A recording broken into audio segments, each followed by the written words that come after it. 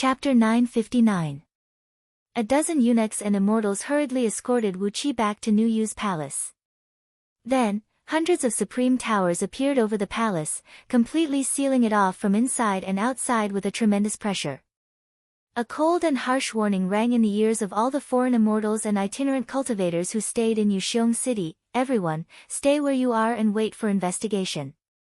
Anyone who dares to move will be killed. An elder from an immortal sect who had just submitted to Nu Yu snorted unhappily. What's the fuss about? We are Nu Yu's honorable elders, not its prisoners.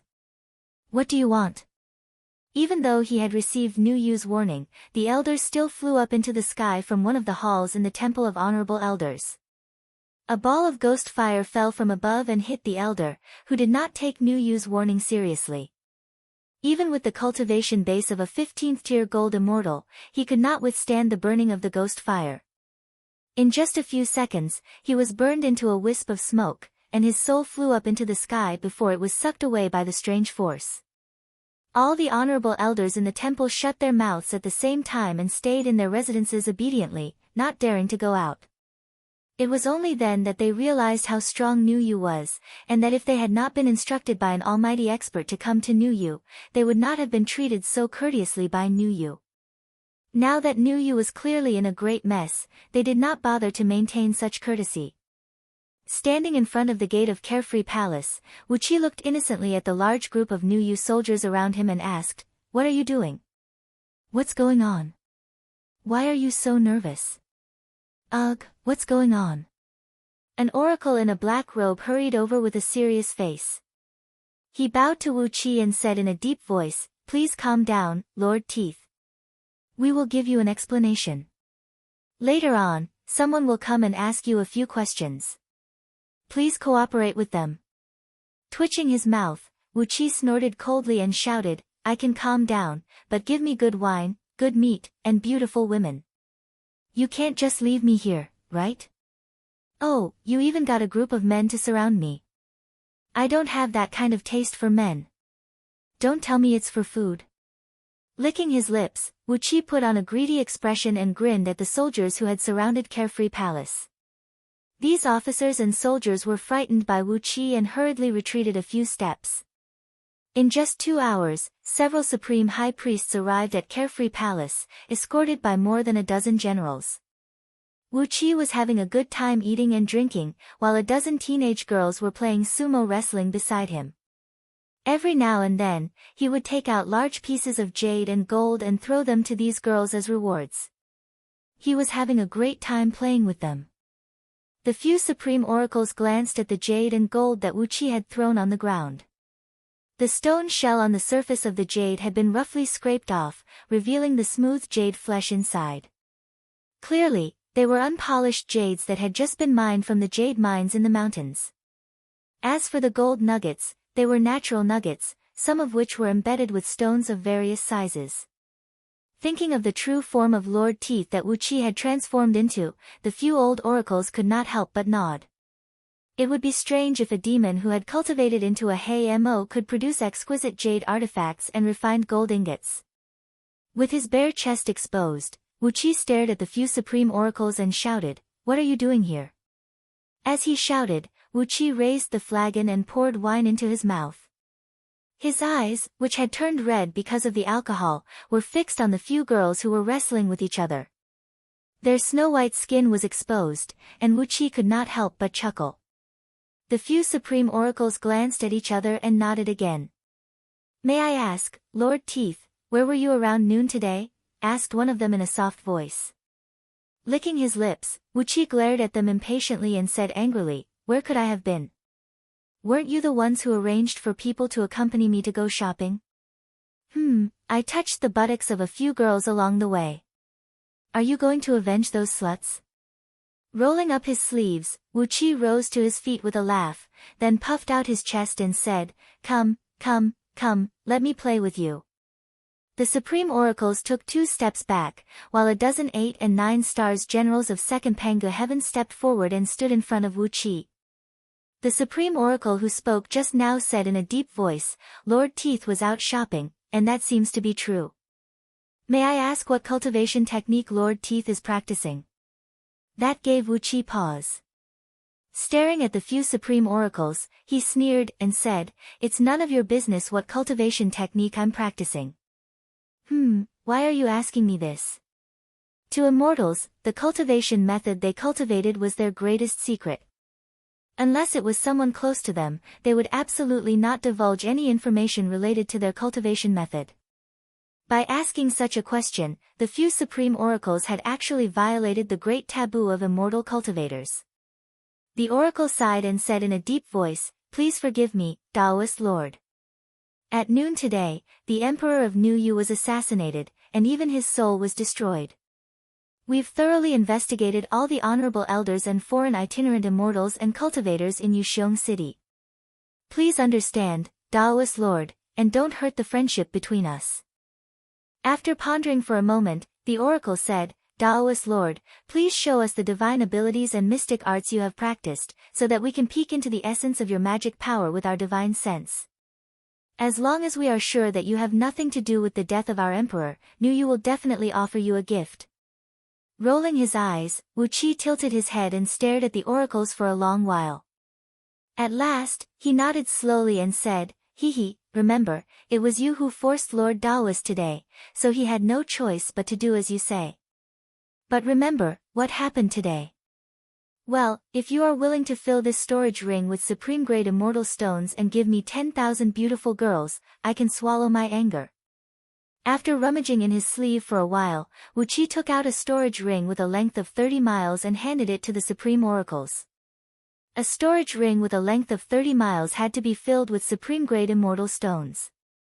This was a blatant extortion. But the supreme oracles agreed without hesitation. They stared blankly at Wuqi, waiting for him to reveal the secret of his cultivation technique. Clearing his throat, Wuqi transformed into his true form of Hmo. His body was filled with a gloomy and evil inferno hell fiend energy, and the evil fiend aura made the supreme oracles frown. After sending their divine sense into Wuqi's body and carefully searching for a quarter of an hour, they nodded with satisfaction and retracted their divine sense. At noon, after plotting against the black-clothed Taoist with the ecstasy incense, Wuqi had deliberately left a very weak immortal energy in the emperor's bedchamber. It was so weak that only an almighty expert would notice it. At the moment, Lord Teeth was exercising the Inferno Hell Fiend scripture, and the fiend aura around him was so strong that it had nothing to do with the immortal energy of the Tao League. The officials of New Yu had been busy for 7 days and 7 nights, and more than 2,000 unlucky fellows in Yuxiong City had been thrown into prison and tortured. Just because the aura of their magic power was slightly similar to the immortal energy Wuqi had left behind, these itinerant immortals were caught in an unjust calamity. As for whether they could come out of prison alive, Wuqi did not care. 7 days later, all the officials and people in New Yu received an earth-shattering news. The Emperor of New Yu, who had been busy with state affairs for several days, had finally coughed up blood and died. New Yu had made his eldest son, Gmo, the new emperor, and after the emperor's funeral, he would choose a good and auspicious day for him to ascend the throne. At the same time, the emperor's funeral began to be held in a big way.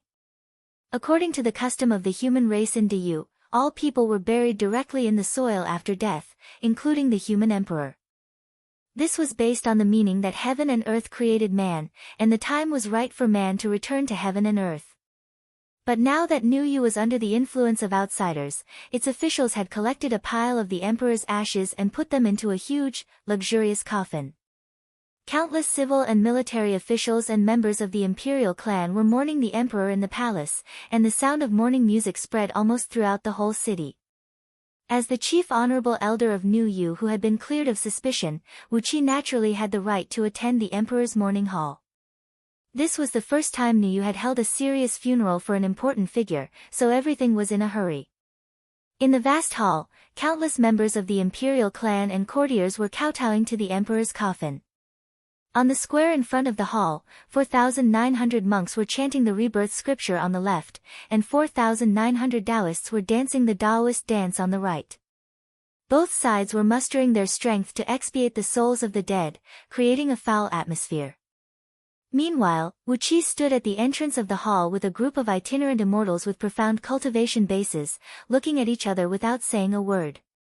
The emperor's soul had been sucked clean by Rakshasa, and he had died a very clean death. What was the point of expiating the souls of the emperor? However, the invasion of the human race by the Celestial Court and the Buddhist League was comprehensive, and the infiltration of culture and customs was an extremely important move. The emperor's funeral might be the beginning of a change in the customs of the whole of New Yu. Everything in New Yu would begin to be transformed into the kingdoms of the human race in outer heavenly realms, and eventually to a level that could satisfy the Celestial Court and the Buddhist League.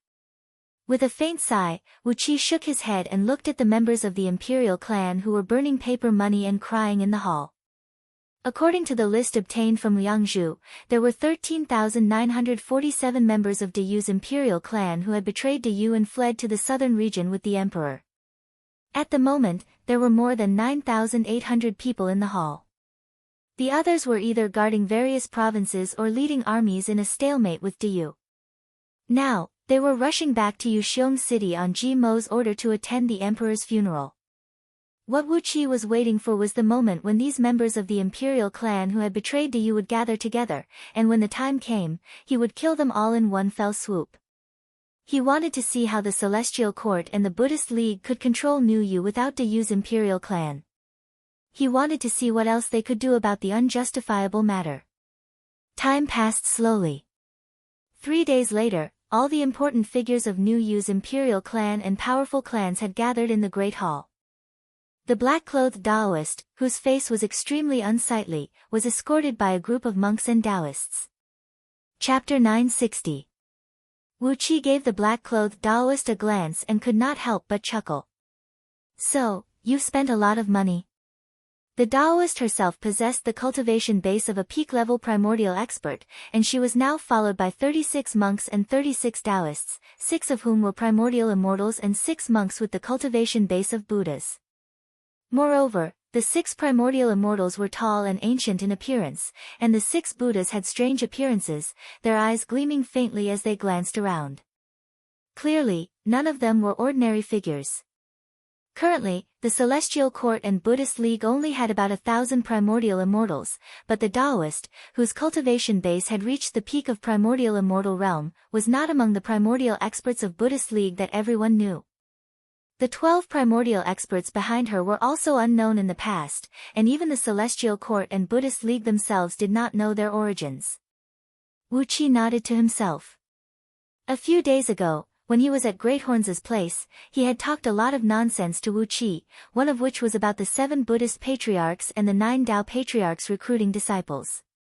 In the past apocalypses of heaven and earth, immortals were either killed or wounded, but the 7 Buddhist patriarchs and the 9 Tao patriarchs would always select some of their disciples as the true elites, protecting them with their mighty divine abilities and magic power, so that they could safely survive the apocalypses. Perhaps, under their protection, only 3 to 5 disciples managed to escape from certain death during each apocalypse of heaven and earth. But, after so many apocalypses of heaven and earth, there were quite a number of primordial immortals and Buddhas who survived. Just like the revered elders who hibernated in the temple of revered elders in Deyu's secret palace, these primordial immortals and Buddhas were also the secret forces of Tao League and Buddhist League. Perhaps only the 7 Buddhist patriarchs and the 9 Tao patriarchs knew exactly how many of them there were. Wuqi looked at the few monks and Taoists behind the Taoist. Apart from the Taoists, the monks' skin had a faint bronze luster, and when they grinned from time to time, their teeth shone with a translucent luster that looked like white glass. It was obvious that they were cultivating the most difficult and powerful cultivation method of the ancient Buddha. Nowadays, the Buddhas of Buddhism either cultivated dharmakaya, psyche power, meritorious virtues, or supernatural powers. Only the lineage of the ancient Buddhas cultivated their bodies, psyche power, and strength. As the saying goes, life and death cultivation, they used the cruelest means to train themselves in everything that could be trained. Any ancient Buddha who had achieved success in cultivation was more than 10 times stronger than the current Buddhas of the same realm. Just like the current Lord Buddha, Amitabha. If he were to fight with a Buddha who cultivated the ancient Buddhist cultivation technique and reached the peak of primordial immortal, the Buddha might be able to suppress Amitabha with just a flip of his palm. However, it was precisely because the might of the ancient Buddha's mental cultivation technique was so great that the process of cultivating it was filled with endless obstacles. All sorts of devils were endless, and the slightest carelessness could lead to the death of one's body and soul. Therefore, there were very few people in the Buddhist sect who cultivated the ancient Buddha's cultivation technique. Almost all the Buddhist cultivators had chosen the convenient, fast, and safe new cultivation technique. The power of 6 monks who had cultivated the ancient Buddhist cultivation technique and reached the realm of Buddha was extremely frightening. Narrowing his eyes, Wuqi watched as the black-clothed Taoist led the group of monks and Taoists out of the coffin, circled 3 times around it, and began to recite the rebirth scripture in a low voice. After circling the coffin 3 times, the Taoist led the monks and Taoists out of the funeral hall and stopped in front of the door. She squinted at Wuqi, then glanced at the many honorable elders standing near the hall. Suddenly, she asked, "Who among you is proficient in the art of alchemy?" Her voice was hoarse and dry, like sand rubbing against each other. It was hard to tell that she was a woman. Wuqi pretended to be ignorant and stared blankly at the Taoist with an expression that said, "What the hell is the art of alchemy?" Among the honorable elders, a few old Taoists with long beards and excellent bearing walked out slowly, cupping their fists and bowing proudly to the Taoist. These old Taoists were all famous elders of alchemy sects in outer heavenly realms, and their skill in alchemy was pretty good. They could not see through the overall strength of the Taoist and the monks and Taoists behind her, nor did they know who she was. In any case, when she asked who was proficient in alchemy, they could not wait to step forward in order to make a name for themselves and fight for benefits for their sections. The Taoist gave a cold laugh and gave a soft cry. Behind her, a skinny monk with the cultivation base of a Buddha waved his hand, and a lotus flower emerged from his palm. The few old Taoists were sucked into it and disappeared without a trace in the blink of an eye. All the sinecures were shocked.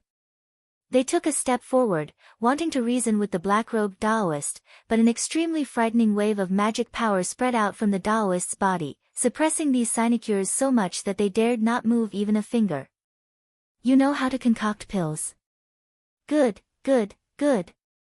Unleashing the pressure of a primordial expert to suppress all the honorable elders, the Taoist sneered and said, "You know how to concoct alchemy? Very good." It suddenly dawned on Wuqi that the Taoist knew she had been tricked by an extremely clever knockout drug, and that was why she had done the absurd thing of sucking the emperor dry. But, for the sake of face, she did not tell the supreme oracles of Nuyu about it. It seemed that she was going to investigate the assassination of the emperor by herself. But, Wuqi would not give her the chance. After the Taoist and the others left the Great Hall, GMO and the others began to officially preside over the emperor's funeral. Together with the members of Nuyu's imperial clan and civil and military officials, he knelt before the coffin and wailed bitterly. A few gray-haired old courtiers stood beside the emperor's coffin, holding a yellow scroll in their hands and reciting the emperor's great achievements in a trembling voice. The great hall was filled with cries and shouts. The filial sons and grandsons, on the other hand, were using all their strength to show off their feelings of remembrance and longing for the emperor of Nuyu. The Taoist's unkind eyes glanced back and forth between the faces of the silent honorable elders, and when she suddenly saw Wuqi's strange smile, she snapped coldly, "What are you laughing at, Lord Teeth?" Wuqi giggled. Suddenly, he soared into the sky, a sheet of white flame shooting out of his palm and enveloping the entire palace in an instant. With a temperature that could burn everything and a terrible aura of annihilation, Yuan Ling's true flame rolled across the palace, turning the morning hall into ashes in an instant. Without giving the Taoist and the primordial immortals and Buddhas any time to react, Yuan Ling's true flame burned more than 10,000 members of Nuyu's imperial clan and tens of thousands of important civil and military officials into nothingness. Tens of thousands of souls soared into the sky, and the strange force surged over again, about to escort them into the void. However, the surrounding space was burned into nothingness by the Yuan Ling true flame. Large amounts of Yuan Ling true flame condensed into restrictive runes in the void, completely imprisoning this side of the world. In just a trillionth of a second, before the souls could be taken away, Yuan Ling's true flame had attached itself to them and turned them into wisps of smoke that drifted away. Then, Wu Qi's body trembled, and a crisp cracking sound rang out from his limbs and bones. The force that came from a great distance to suck away these souls lost its target and immediately struck back at Wu Qi, almost shattering his strong fleshly body. Vaguely, Wu Qi seemed to hear the angry scolding of several people. Wu Qi smiled faintly. He finally understood the source of this force. The 9 Daozu had used some kind of supreme artifact of primal as their true form, and they had crafted a strange artifact similar to the investiture of the gods. Under the protection of their magic power, the artifact would immediately sense the soul of anyone who died on Panga continent. Through the artifact's active identification, the soul of an ordinary mortal would be allowed to enter transmigration, but if it was a special soul, it would be sucked into the artifact and stored, waiting to be used to become a deity in the future. But, an artifact was an artifact after all, and it could always be used. Wu Qi had sealed off the void with all his magic power, delaying the insignificant power of the artifact for just a moment. In such a short time, the Yuan Ling true flame had destroyed the fleshly bodies of the members of the imperial clan and the civil and military officials. Their souls were immediately injured by the Yuan Ling true flame as soon as they flew up, turning into wisps of smoke and dispersing. While laughing strangely, Wu Qi twisted his body, turned into a stream of chaotic energy, and disappeared without a trace. 9 terrible divine senses plunged straight down from the void, but they suddenly lost all traces of Wu Qi. Unwilling to give up, they circled the city hundreds of times, then spread out and searched the entire Panga continent in the blink of an eye. But, Wu Qi's escape art was very exquisite. With his current cultivation base, it was impossible for him to fight a Dao fusing expert head-on. But, if he just hid his aura, who could find him? While he was hiding, his clone in the East Sea City was releasing a faint aura. The 9 divine senses scanned through Wu Qi's clone, not paying much attention to Wu Qi's clone. Hiding in the void, Wu Qi slowly exercised his movement technique and sped toward the East Sea. He smiled complacently. The 9 old Taoists had suffered a great loss this time, and he wondered how they were going to vent their anger. Wu Qi had killed tens of thousands of important chess pieces right under their noses, and almost all the higher-ups of New Yu were killed. Let them be angry, let them be depressed, and let's see how they are going to play this game of chess. What made him most proud was that Wu Qi had found a way to deal with the strange force. After this attempt, Wu Qi had 100% confidence that he could kill the person he wanted to kill. However, it would be a very big risk. Perhaps, if he killed the person again, he would immediately be hunted down by the 9 old Taoists. Unless it was absolutely necessary, Wu Qi would never clash head-on with that strange artifact. Coughing up mouthfuls of blood, Wu Qi gradually absorbed Panga's sacred energy and natural energy to slowly heal his wounds. Although it was satisfying to kill the upper echelons of New Yu in one fell swoop, the counterforce of the magical artifact was simply appalling. Not only that, it contained a wisp of the essence power of the 9 old Taoists, and even a wisp of the essence power of the 7 Buddhist patriarchs. His body was nearly disintegrated by the counterforce. If it had not been for his extremely strong fleshly body and the mystic art he had used in time to neutralize 90% of the counterforce, he would have been in deep trouble today. As he repaired his body and made his way back to the East Sea, he suddenly heard a deafening roar that shook the entire Panga continent. It was the roar of great horns. Bullshit. Why would Lao Tzu go and kill a few mortals who are not even worthy to be called ants? If it was Lao Tzu is your grandson. If it was not Lao Tzu, and you are Lao Tzu's grandson, do you dare to bet with Lao Tzu? Wu Qi burst out laughing. The 9 old Taoists were so anxious that their eyes turned red. Go and find trouble with Great Horns and the others. Well, you've got the wrong guy. Humming a little tune proudly, Wu Qi returned to the East Sea City and sat quietly in the underground spirit cave. His mind was immersed in the boundless void inside of him, where a vigorous dragon-shaped emperor energy was twisting and struggling inside Wu Qi's body. Chapter 961. Although he was in seclusion in the spirit cave, Wu Qi was still receiving a steady stream of information from the outside world through Princess Xianglu. After the death of the emperor, all the members of the imperial clan were killed by Wu Qi, and all the important civil and military officials were either killed or wounded.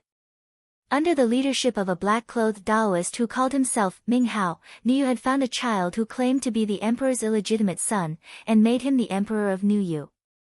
When all the civil and military officials of Niu were killed or wounded, it was Ming Hao who took the initiative to select a group of barely usable people from the clansmen of those civil and military officials to fill the empty court. It was the same for many of the border generals, who had selected the best of the best and urgently sent them to various military towns and cities.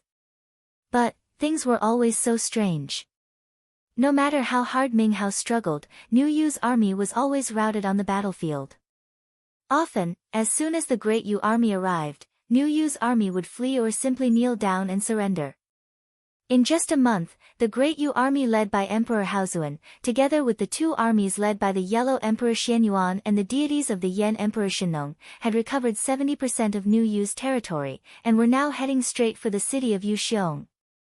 2 months after Wu Qi went into seclusion, De Yu's army came to Yuxiong. Ming Hao boldly led a large number of primordial experts to defeat the Great Yu army and save Niu. But, in the face of Emperor Haozuan, whose cultivation base had broken through to the realm of Dao breaking and wielding the Xianyuan sword, Ming Hao was severely wounded by a single sword strike. Fortunately, the 8 Apsaras had laid out a formation to block the emperor, and he had escaped with the protection of a group of monks and Taoists. De Yu's army conquered Yuxiong and completely wiped out Niu. The common people in the city were demoted to sinners and distributed to De Yu's meritorious officials as slaves, while all the other officials and their families were killed. On top of that, countless immortals and cultivators from hundreds of immortal sects who had defected to Niu were besieged and killed by Great Yu's army. Hundreds of immortal sects were massacred, and even their immortal birds and spirit beasts were slaughtered, leaving no one alive. Even the supreme oracles who had betrayed De Yu seemed to have taken the wrong medicine. Under Emperor Haozuan's offensive, they could not withstand a single blow, as if they had lost their minds and were slaughtered by De Yu's oracles like lambs. According to the secret agents of the East Sea, 3 days after De Yu invaded the city, Niu's supreme oracles were still fighting De Yu's oracles in the sky. From time to time, huge supreme towers fell with bailoff smoke, smashing into the mountains and severing countless rivers. 7 days later, there were no more sounds of fighting in the sky, and then De Yu's oracles gradually returned from the sky. De Yu's supreme oracles suffered almost no losses, while all the supreme oracles of Niu were killed. Like the other clans in Niu, their clansmen were slaughtered by De Yu's army, and even their infants were killed by soul-destroying curses. After the battle, De Yu's reputation soared. With this, Emperor Haozuan issued imperial edicts to all the human kingdoms around the world, ordering them to submit to De Yu, or else he would personally lead an army to wipe out all the small human kingdoms. For a time, De Yu, which had shown signs of decline, regained its prestige and expanded its army, preparing to launch an expedition. The human kingdoms who received Emperor Haozuan's edict were in a state of panic, and under the instruction of the immortal sects behind the scenes, they were also frantically preparing for the war.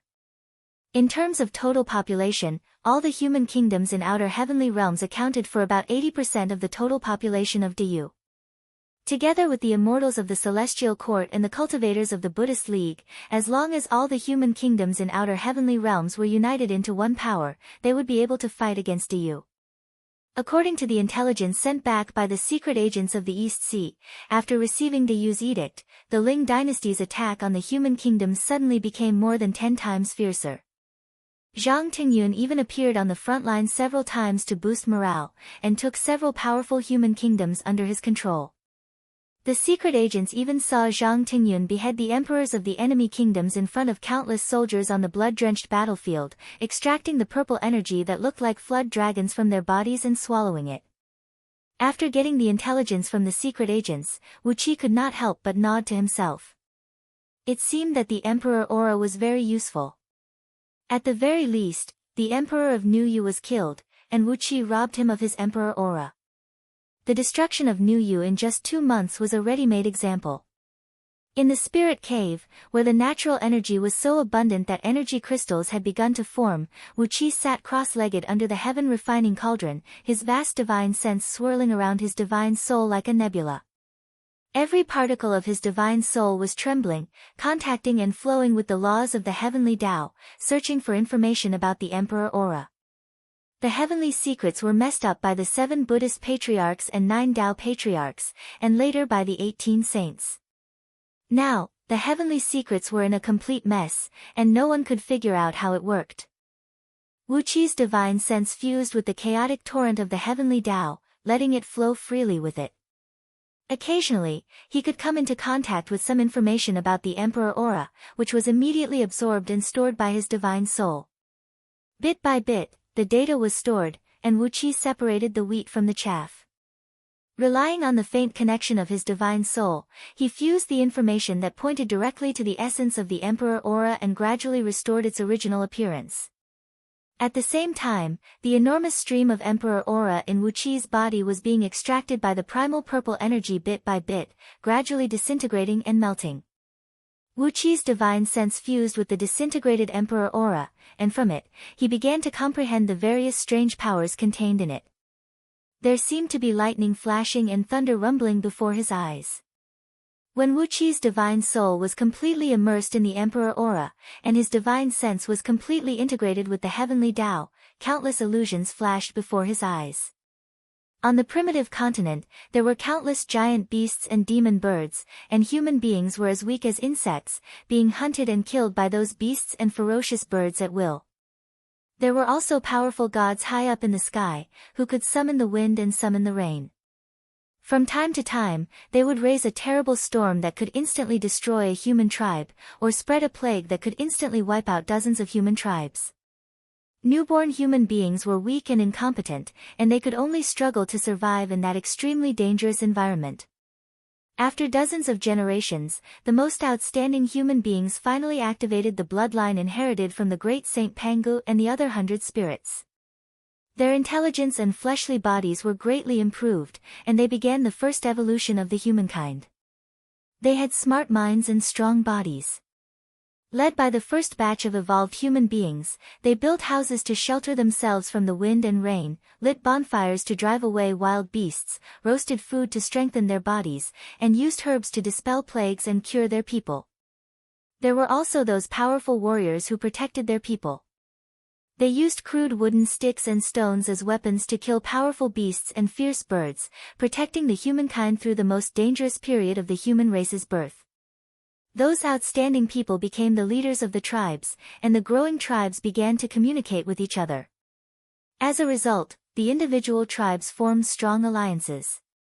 At last, as the humankind developed and grew stronger, the small alliances merged with each other, and eventually developed into the alliance of the entire humankind. A single human being was weak and incompetent, but when countless human beings gathered together, their power was strong enough to destroy the world. The wisest and strongest person was elected as the leader of the alliance, leading the entire humankind forward. In the newborn human society, any invention that was beneficial to mankind, would be bestowed a great amount of virtue by the heavenly Tao. As for the early ancestors, they were pure and simple. They had an untainted and pure heart. They respected the leader who led them to the development of the alliance. This respect was hot and pure, the purest and most primitive power of faith. The power of faith of countless human beings gathered on the leader, fused with the virtue bestowed by the heavenly Tao, and combined with the great aura of tenacity and courage to fight against the heaven, the earth, the ghosts and deities, and all the living beings under the heaven and earth, it finally merged into the original aura of the human emperor. The original aura was acknowledged by the heavenly Tao, fused with the fortune of the heavenly Tao, and eventually evolved into the present aura. The aura was the faith of a human kingdom to its supreme leader, and the faith of its billions of people. When the aura was lost, the people's hearts would collapse, and the fate of the kingdom would collapse, just like how Nu Yu was completely destroyed by Du in just 2 months. It was like a man's 3 souls and 7 spirits were completely disordered. How could he have the strength to resist the invasion of foreign enemies? Therefore, whether it was Jia or Zhou, before a kingdom was destroyed, the aura of despair would first rise from the human emperor. The aura of despair would replace the aura of the human emperor, causing chaos in the imperial court from top to bottom. As a result, the people had no way to live, and eventually, the kingdom was destroyed. Therefore, when a kingdom was destroyed, there must be a fatuous ruler. This was the effect of the disordered aura of the human emperor. Wu Qi nodded to himself. Only the power of virtue, faith, and the fortune of the heavenly Tao could produce the aura of the human emperor. Moreover, this power of faith was different from the power of faith of Buddhism. The power of faith of Buddhism was used to refine one's body and sarira, while the faith in the aura of the human emperor must be the faith of the people under his rule in the occupation of the emperor. In other words, even though Wu Qi was loved and supported by many people in the East Sea, he had not established a kingdom of his own, so the power of faith he had could not be transformed into the aura of the human emperor. If he wanted to obtain the aura of the human emperor, he must first set up a banner and announce to the world that he had established a kingdom. The strongest effect of the aura of the human emperor was to protect the mind and the body. With the aura of the human emperor strong enough to protect the body from all evils and magic, even all kinds of knives, spears, swords, and halberds could not hurt those who had the aura of the human emperor. Take the Yellow Emperor Xianyuan and the Yen Emperor Shenong for example. Although they had immeasurable virtue, the aura of the human emperor in their bodies was also extraordinary. It had truly reached the level where they were immune to all magic and attacks from immortals and Buddhas.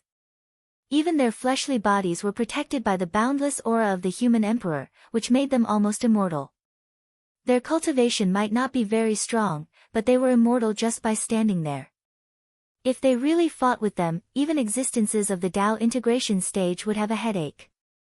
Moreover, with the protection of the aura of the human emperor, even mighty figures of the Tao integration stage would not dare to hurt him easily. Otherwise, they would definitely suffer the backlash of the heavenly Tao, which could kill them. Even mighty figures of the Tao integration stage would be reduced to ashes if they triggered the ultimate punishment of the heavenly Tao. The aura of the purple flood dragon gradually disintegrated under Wu Qi's analysis. Wu Qi narrowed his eyes and smiled slightly. His divine sense was immersed in the vast world inside his body. From today on, I will establish a kingdom as the human emperor, and the name of the kingdom will be Yan Huang. All of you are my people. A mighty voice spread through the void inside his body. Countless descendants derived from the people that Wu Qi had brought out of the mortal world all knelt on the ground in worship. A huge purple aura suddenly took shape inside Wu Qi's body. Chapter 962. After comprehending the secret of the Emperor Aura, Wu Qi had established a neutral kingdom in the world inside him. Since he rescued all the people of that planet from the mortal world, it had only been a few years in the outside world. But because Wu Qi had repeatedly opened Dark Yin Celestial Tower to help others cultivate, he had spent tens of thousands of years in it. With the reproductive ability of human beings, the people of that planet in his world had given birth to more than trillions of children and grandchildren over the past tens of thousands of years. A kingdom was founded with trillions of people, and Wu Qi was the only god the people of that kingdom believed in. The power of faith of trillions of people gathered in an instant and merged with the enormous virtues stored in Wu Qi's body, transforming into a huge purple flood dragon that flew and coiled inside him. The Emperor Aura quickly devoured the Emperor Aura Wu Qi had plundered from the Emperor of New Yu, and in the blink of an eye, the two merged into one. Wu Qi felt full of energy as a strange power, which was completely different from his physical strength, magic power, and divine sense, filled him. It gave Wu Qi the illusion that he could overturn rivers and seas without using any divine abilities or mystic arts, and that he could hold the sun and the moon in his hands as toys. The purple dragon Emperor Aura gradually rose into Wu Qi's spiritual ocean and swirled around Wu Qi's divine soul. As the Emperor Aura and the aura of the divine soul communicated with each other, Wu Qi's divine soul was gradually condensing and compressing. At Wu Qi's realm, it was extremely difficult for him to improve his divine soul by even a little bit. But, nourished by the Emperor Aura, the power of faith of billions of people was constantly purified and poured into his divine soul, causing it to soar at a rate that even Wu Qi himself could feel. Wu Qi even felt that he could exert an amazing combat prowess just by relying on the power of his divine soul's divine sense. Only then did he realize that there was a reason why those truly lofty emperors could subdue billions of people with just a wave of their hands. The mortal emperors in the mortal world could rely on their insignificant Renhuang Qi to have such power, let alone the benefits that Wu Qi had obtained from plundering De Yu's Renhuang Qi. Narrowing his eyes, Ji Hao released his divine sense forward. Without using any magic power or divine ability, the dense spiritual energy within a radius of 1,000 miles in front of him suddenly collapsed inward. In the blink of an eye, it was compressed into a sesame grain-sized, sparkling and translucent spiritual energy crystal. Wu Qi smiled, opened his mouth, and swallowed the spiritual qi crystal into his stomach, quickly digesting it and transforming it into his own primordial violet qi. After roughly measuring the power of his divine sense, he found that he could easily suppress an early-stage Dao-breaking expert, and he could silently injure others. Compared to close combat or killing with flying swords and magic treasures, he was countless times more stealthy. Laughing loudly, Wu Qi's eyes emitted a cold light as he slowly stood up. As soon as he stood up, the courtiers and immortal priests in the nearby East Sea City, who were cultivating in the spirit cave, immediately noticed that Wu Qi was very different from before. In the past, Wu Qi was as ethereal as an immortal. But now, the aura around Wu Qi was as vast and boundless as the ocean, as solid and steady as a mountain, and when he walked, he was like a dragon or a tiger. As soon as he moved, the crowd felt a sharp pain in their eyes, and they dared not to look at Wu Qi directly. Shocked, the crowd fell to their knees almost instinctively, and no one dared to raise their heads. Even the courtiers of the 6 states in the spirit cave did the same. They felt that the aura around Wu Qi was thousands of times stronger than that of their emperors. How could they resist it? Wu Qi's power fell like a mountain, and they had no choice but to kneel and worship him devoutly. In the face of the majestic Wu Qi, everyone knelt on the ground, trembling with fear. Their minds were blank, as if all their thoughts were under Wu Qi's control, and no one dared to have any thoughts before he spoke. After briefly testing the suppressive effect of the emperor aura on the people around him, Wu Qi nodded with satisfaction. It was only the emperor aura condensed by the billions of people in his body, and yet it had such an effect. When the time came and the entire East Sea was merged with Yan Huang, Wu Qi would receive more than 100 times the power of faith from the people. At that time, all he had to do was to find a way to get some more virtues. At the thought of the power of virtues, Wu Qi's body suddenly froze. According to the information sent back by the secret agents, outer heavenly realms were constantly returning to Pangu continent and merging with it. And whenever an outer heavenly realm was reunited with Pangu continent, there would be an immeasurable amount of virtues sent down by the heavenly Tao, which would be absorbed by the heavenly lords using special containers. Could it be that the Celestial Court and Buddhist League had the same idea as Wu Qi? If they wanted to surpass De Yu in terms of emperor aura, they would have to use a huge amount of virtues to fuse with the faith of the people to produce an enormous amount of emperor aura. After all, De Yu had established his kingdom on Pangu continent for countless years, and he had accumulated an enormous amount of emperor aura. Even though the Celestial Court and Buddhist League had split it up, the remaining half of the emperor aura was still not something ordinary people could compare with. Even if Zhang Tingyun could unify all the mortal kingdoms in outer heavenly realms, he would not be able to gain the allegiance of all the people in a short time, and he would not be able to accumulate enough emperor aura to fight against De Yu. Therefore, he could only use other means to help Zhang Tingyun accumulate emperor aura. At the thought of this, Wu Qi could not help but smile. How could there be such an easy thing? You want Zhang Tingyu to become the human emperor smoothly, but Wu Qi can't let you do that. After pondering for a brief moment, Wu Qi left the spirit cave in a haste. He left behind a few words, telling everyone in the spirit cave to work hard in their cultivation, and improve their cultivation base as soon as possible. Wu Qi did not know that just because of his words, the people in the spirit cave had started to cultivate with all their might, as if they had gone mad. They did not hesitate to take the risk of suffering from cultivation deviation, and did not hesitate to consume their own blood essence in order to improve themselves. In just a few months in the outside world, tens of thousands of years had passed in the spirit cave. The cultivation bases of the civil and military officials, immortals, and itinerant cultivators of the East Sea had improved a lot, and their progress had shocked even Wu Qi.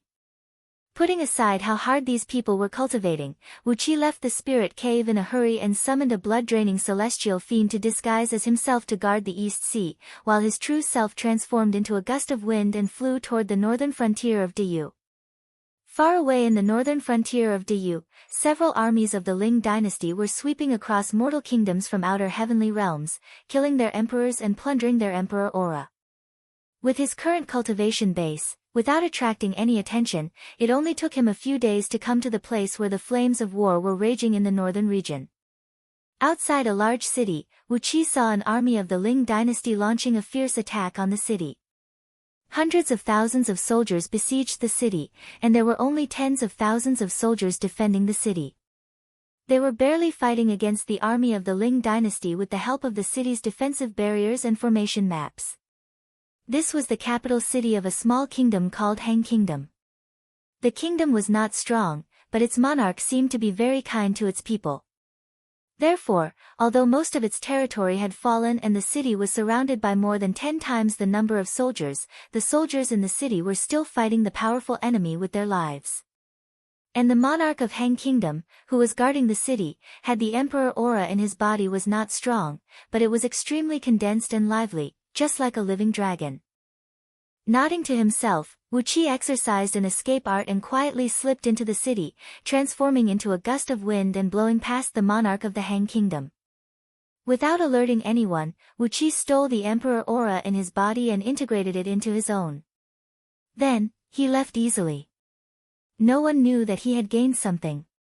A few days later, the capital city of Han Kingdom was breached. The general of the Ling dynasty triumphantly sent the monarch of Han Kingdom back to the city of Wanling of the Ling dynasty. Zhang Tingyun killed the monarch of Han Kingdom with one punch amidst the congratulations of many courtiers. But he was shocked to find that there was not a trace of emperor aura in his body. He was simply a big empty dumpling with no internal substance at all. Zhang Tingyun was stunned, Liu Bang was stunned, Liu Buwei was stunned, and all the courtiers of the Ling dynasty were speechless for a long time. After a long pause, Zhang Tingyun said in a self-deprecating manner, "I think the monarch of Han Kingdom is a fatuous monarch. His people are disloyal to him, so the emperor aura in his body is in a mess." All the courtiers of the Ling dynasty agreed with Zhang Tingyun, but they all had an ominous feeling in their hearts. Even if the people were disloyal and the emperor aura was in a mess, there should not be no trace of emperor aura left, right? After stealing the emperor aura from the monarch of Han Kingdom, Wu Qi swept across the northern region of Diyu.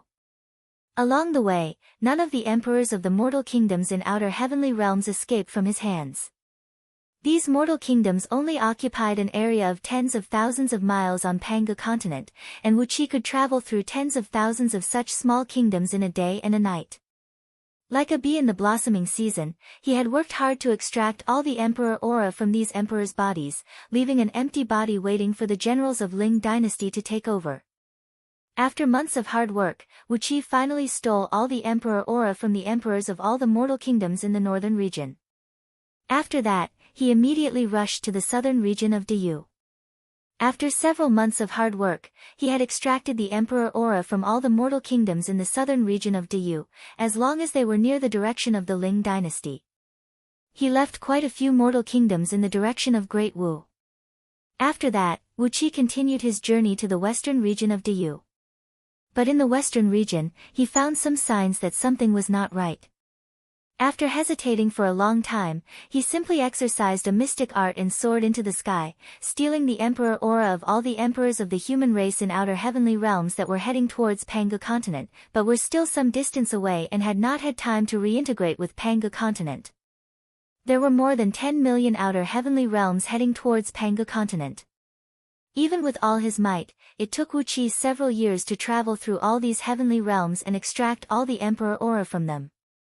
Over the years, the Ling dynasty had wiped out thousands of mortal kingdoms, and every day, one or several mortal kingdoms were wiped out by the armies of the Ling dynasty.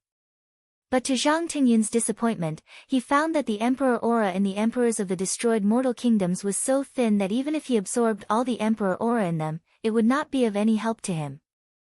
It was as if Zhang Tingyun had sent an army to slay a dragon, but the prey he brought back was a little loach. The contrast was so great that he could not bear it. But he did not know that if it had not been for the passing of so many years, and if these emperors had not accumulated a little emperor aura in their bodies, he would not even be able to get the little loach. When Wu Qi returned to the East Sea from outer heavenly realms, Zhang Tingyun and Lu Bang finally could not hold back their doubts and told the celestial court about the strange incident. Shocked and furious, the celestial court immediately sent a capable celestial lord to investigate the matter.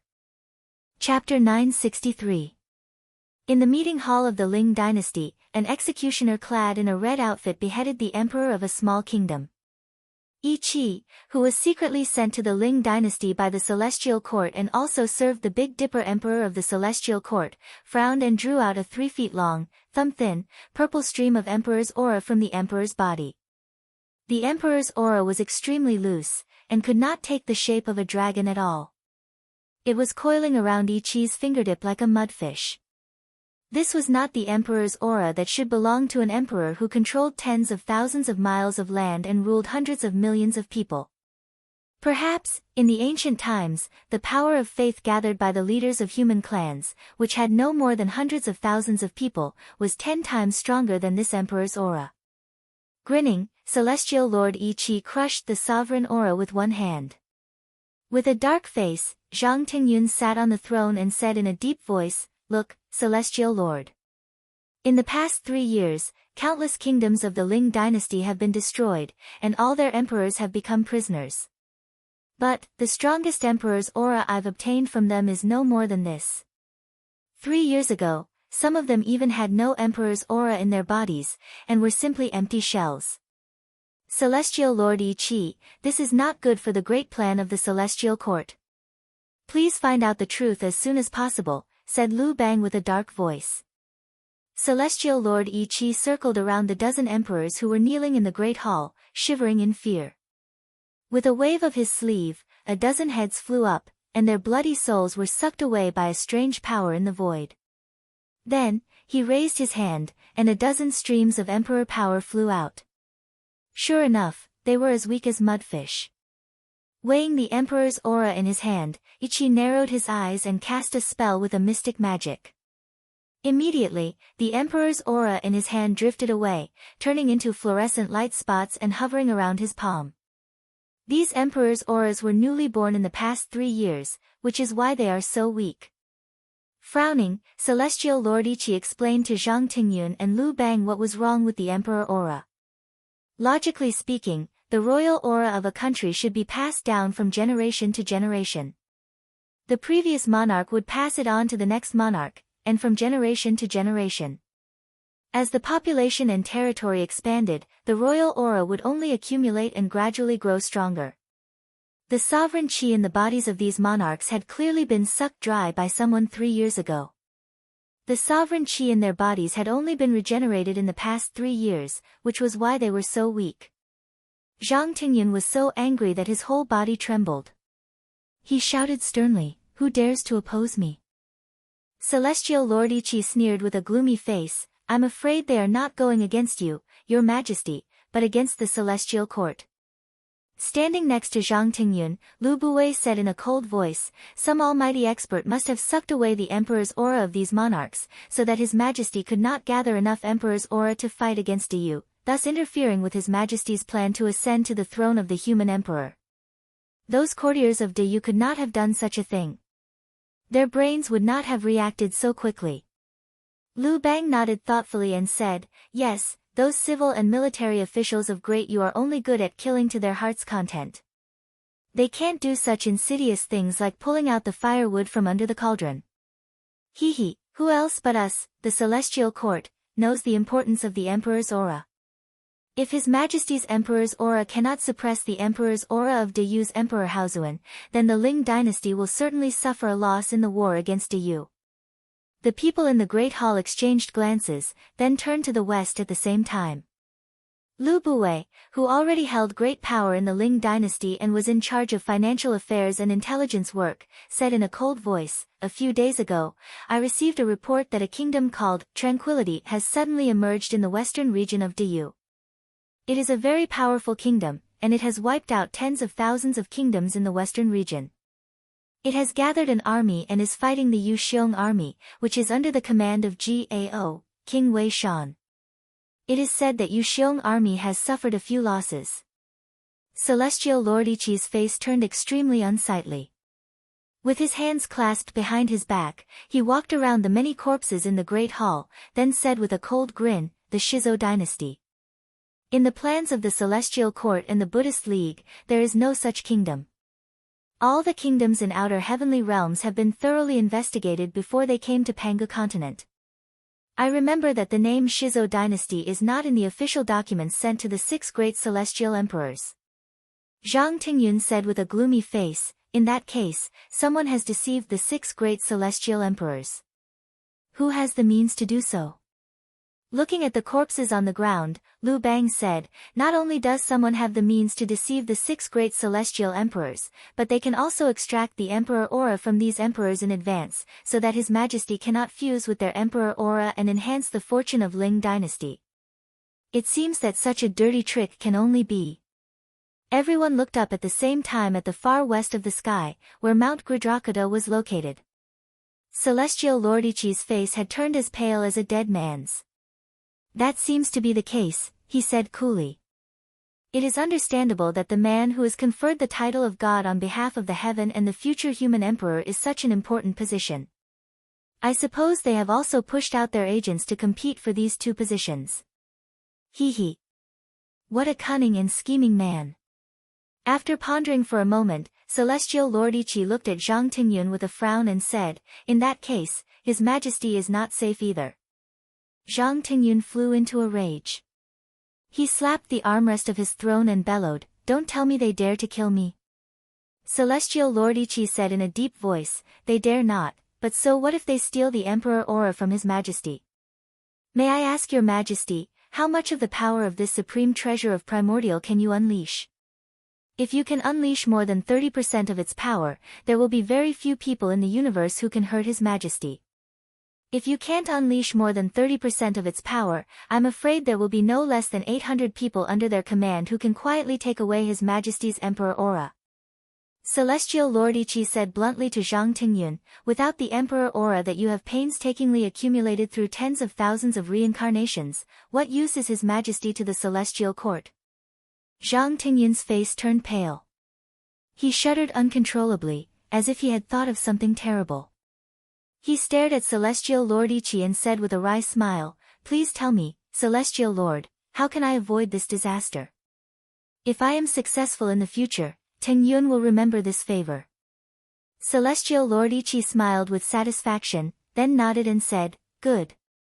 His Majesty holds the natal star spirit tablet of the Great Heavenly Cycle, which allows him to mobilize the natal star force of 84,000 celestial lords in the Great Heavenly Cycle. He does not use it to hurt the enemy, but only fuses his divine soul with the Renhuang Qi. With the protection of the natal star power of 84,000 celestial lords, who can do anything to His Majesty, unless those patriarchs personally attack." Zhang Tingyun slapped his forehead as if he was suddenly enlightened. He smiled and said, "I've been muddle-headed. Well, I'll protect myself first, and then I'll make other plans. Since they have taken away the Emperor aura of these emperors in advance, it makes things easier for us. When we break into the capital of the Shizo dynasty and kill the Emperor of the Shizo dynasty, his Emperor aura will belong to me. Isn't that great?" In the East Sea City, Wuqi had worked hard for more than 3 years to steal all the Emperor aura of the emperors of those small human kingdoms in the universe. The Emperor aura of countless emperors had gathered in Wuqi, and his Emperor aura was already about 70% of the Emperor aura of Diyu at its peak. Emperor Haozuan had just led an army to slaughter New Yu and reunite Diyu, but the Emperor aura in the Emperor's body had been stolen by Wuqi.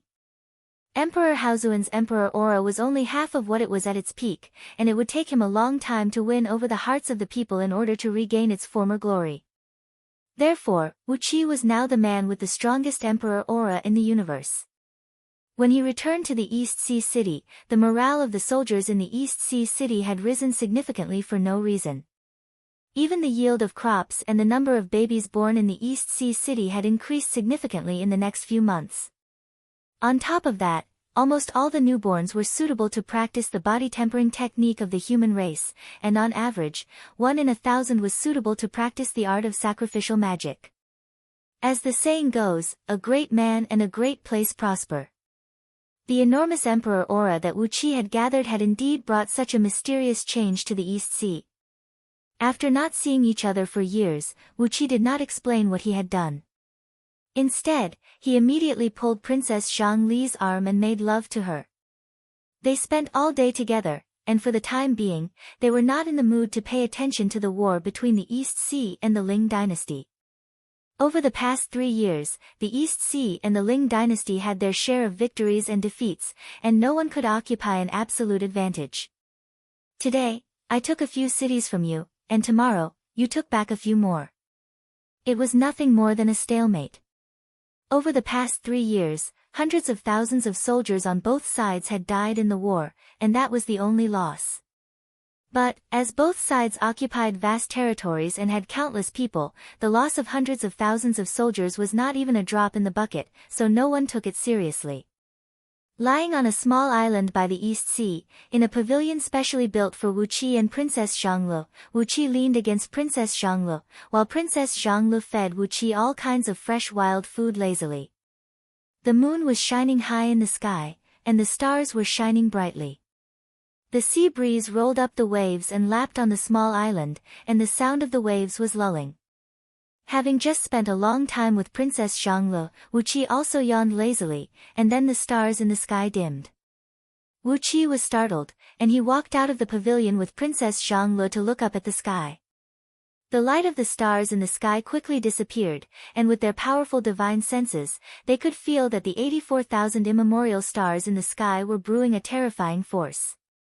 Not long after, 84,000 extremely fine silver lights shot down from the sky, falling toward the capital of the Ling dynasty in the distance.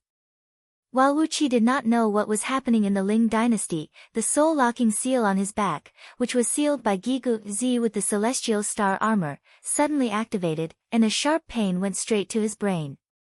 Wu Qi let out a muffled groan, and his vision went black. For the past few years, Wu Qi had been running around to steal the Emperor Qi, but he did not neglect the deadly soul-locking seal on his back. After a few years of painstaking work, he had worn off 90% of the soul-locking seal. Just as he was about to exhaust all of them, the star force suddenly gathered in the city of myriad spirits, and none of it fell on him. Therefore, the heavenly star escape art crumbled with a boom, and the soul-locking seal was unleashed with full force. Not only the pain, but the worst thing was that the ripple of the soul-locking seal had spread out. Wu Qi had no idea where the fiend was just now, but as soon as the seal moved, she suddenly appeared before him. Yo, I've been looking for you for years, but I finally found you. The devil grinned and laughed shrilly at Wu Qi. Wu Qi paused for a second, then quickly sent a message to Princess Zhanglu with his divine sense, then turned around, transformed into a streak of light, and fled. The devil giggled shrilly. Without even taking a glance at Princess Zhanglu, she mustered up her strength and chased after Wu Qi. Chapter 964. A long beam of light swept across the sky above the capital of the Ling dynasty, bringing with it a terrible gust of wind. When Wu Qi flew across the city, no one in the city realized what had happened. 7 of the supreme towers stationed in the sky above the city were shattered by Wu Qi.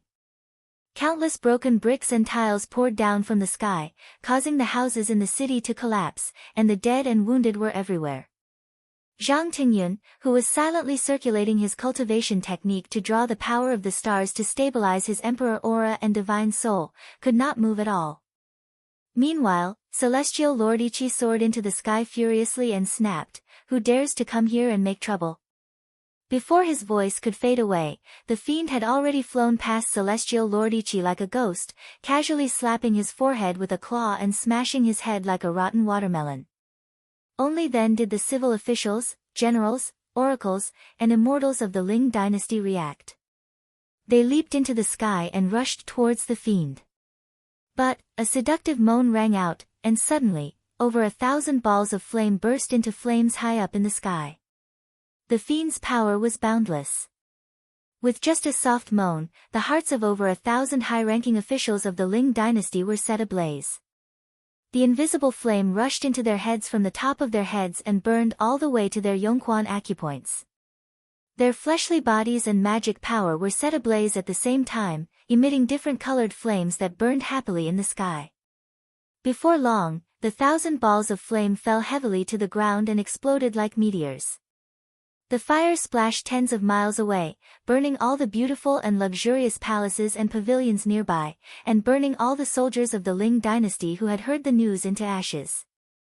With just a soft moan, the Ling dynasty had lost over 1,000 top-notch experts, and nearly 100,000 ordinary soldiers had suffered the disaster. Giggling, the fiend cried out in a low voice, "How dare you attack me?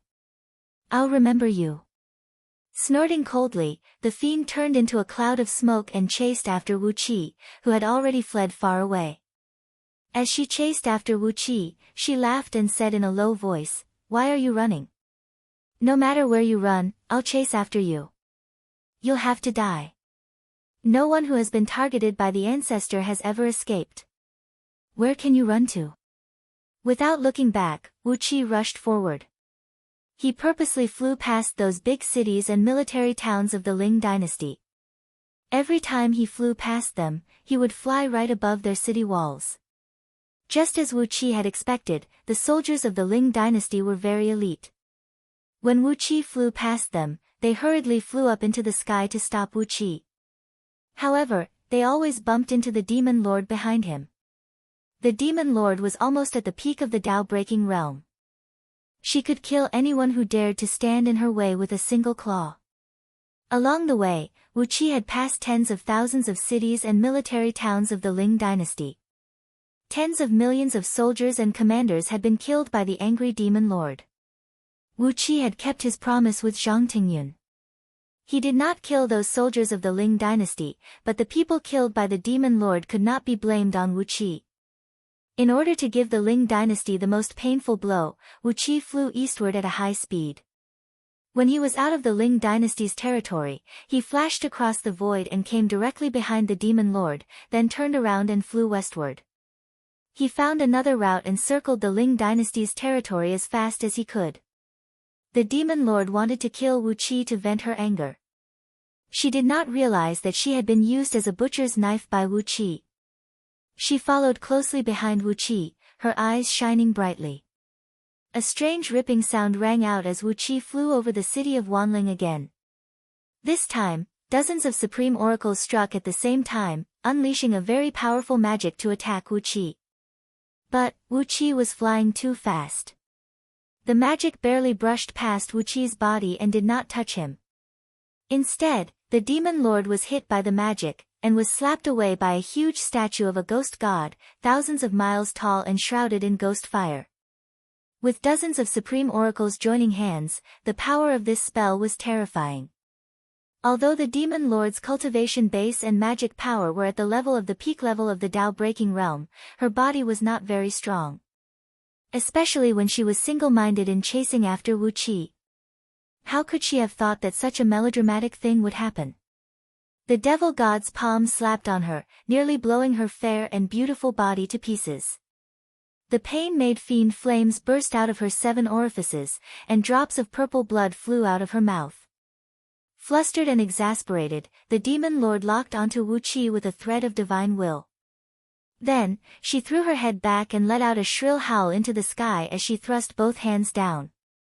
After a series of explosions, tens of thousands of defensive mechanisms in the city were destroyed by the demon lord.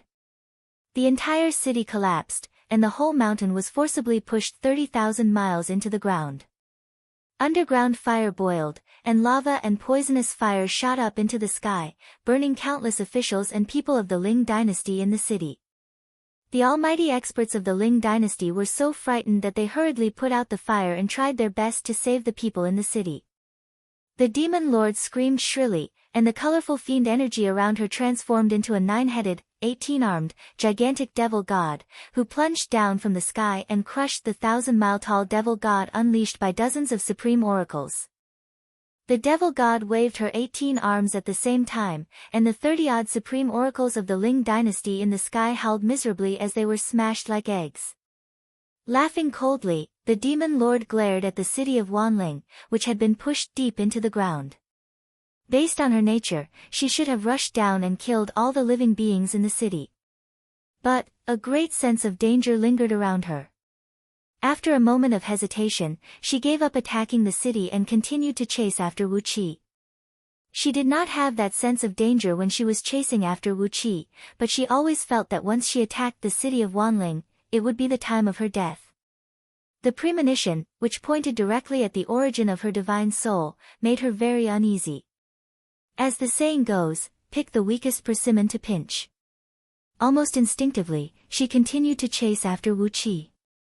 But, at that moment, Wu Qi had taken another big circle, laughing all the way to the east. The demon lord was so angry that her eyes turned green. Her Dharma body split apart and dissipated into a 5-colored mist. Her flying speed was at least 10 times faster than before, and with a few flashes, she had come behind Wu Qi. She sneered, then reached out a fair little hand from the mist, pressing it towards Wu Qi's back and said, "Die, Taoist. Your blood essence is very pure, and I like it very much." The palm pressed down, but the demon lord missed. Just as the demon lord's body turned into a 5-colored mist, Wu Qi's body suddenly disintegrated into a mass of green light that shot forward like a drizzle. Wu Qi's flying speed had also increased by more than 10 times, and in the blink of an eye, he had widened the distance between him and the demon lord. After a moment of shock, the demon lord gave a furious roar. Her body stretched out into a very fine beam of 5-colored light, shooting across the void and chasing after Wu Qi. While chasing and fleeing, Wu Qi quickly crossed the primitive landmass that was rapidly forming in the east of Panga continent, crossed the boundary between the front and the back of Panga continent, and headed in the direction of the origin tree of fire. The demon lord had no idea what Wu Qi was doing on the back of Panga continent, nor did she know what terrible existences were hiding on the back of Panga continent. She was still chasing after Wu Qi like a fool. After fleeing for a long time on the back of Panga continent, a raging flame rose into the sky in front of them, and an unusually tall crimson divine tree could be vaguely seen. Wu Qi's body swayed as an illusion shot forward, while Wu Qi himself cried out, "Great horns! Help me deal with this damned little girl behind me." Great Horn's wild laughter rang out like a thunderclap, shaking Wu Qi's ears and making him feel a sharp pain. A beam of flame came shooting over as Great Horns happily punched the head of Wu Qi's illusion, shattering it to pieces. Great Horns was taken aback, but Wu Qi had already flashed to his side, cupped his fist at him, and said with a smile, "I've won this time. Don't give me another punch later." Great Horns blinked desperately.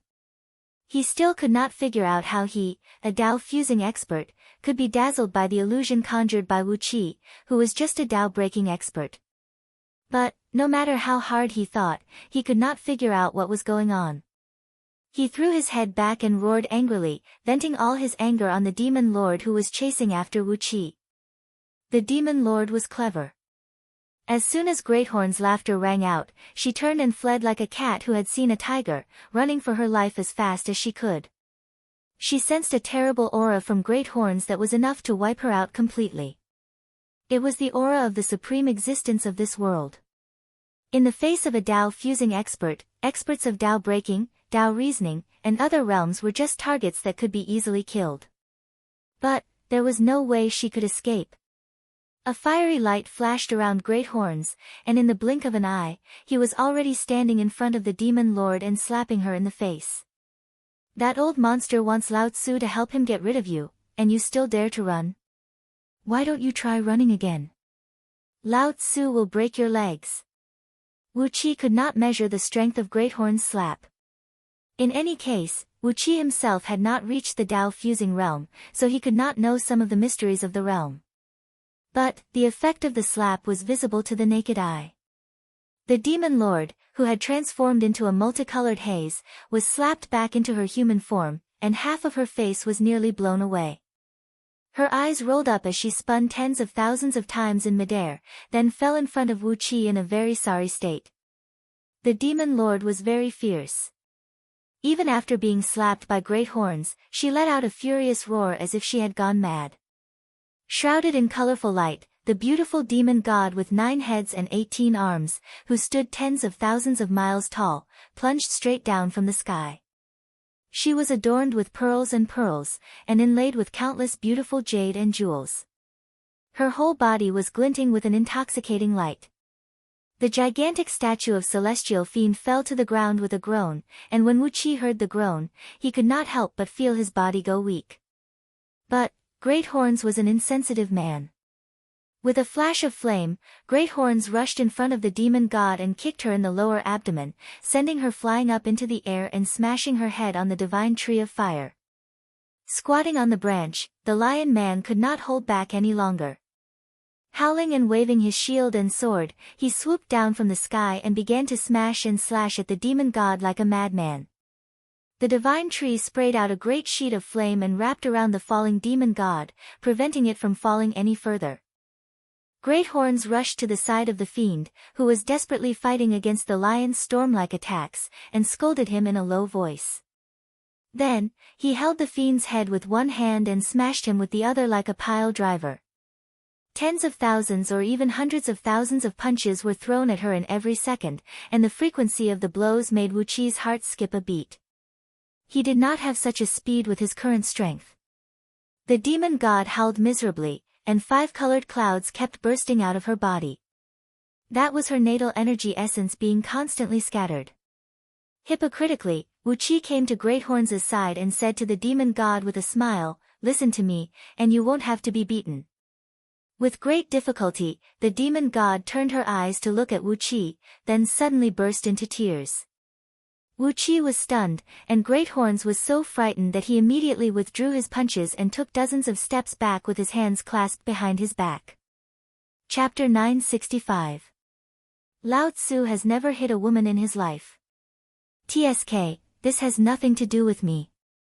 Great Horns waved his hand desperately, trying to dissociate himself from the crying she-fiend. Wu Qi could not help but roll his eyes.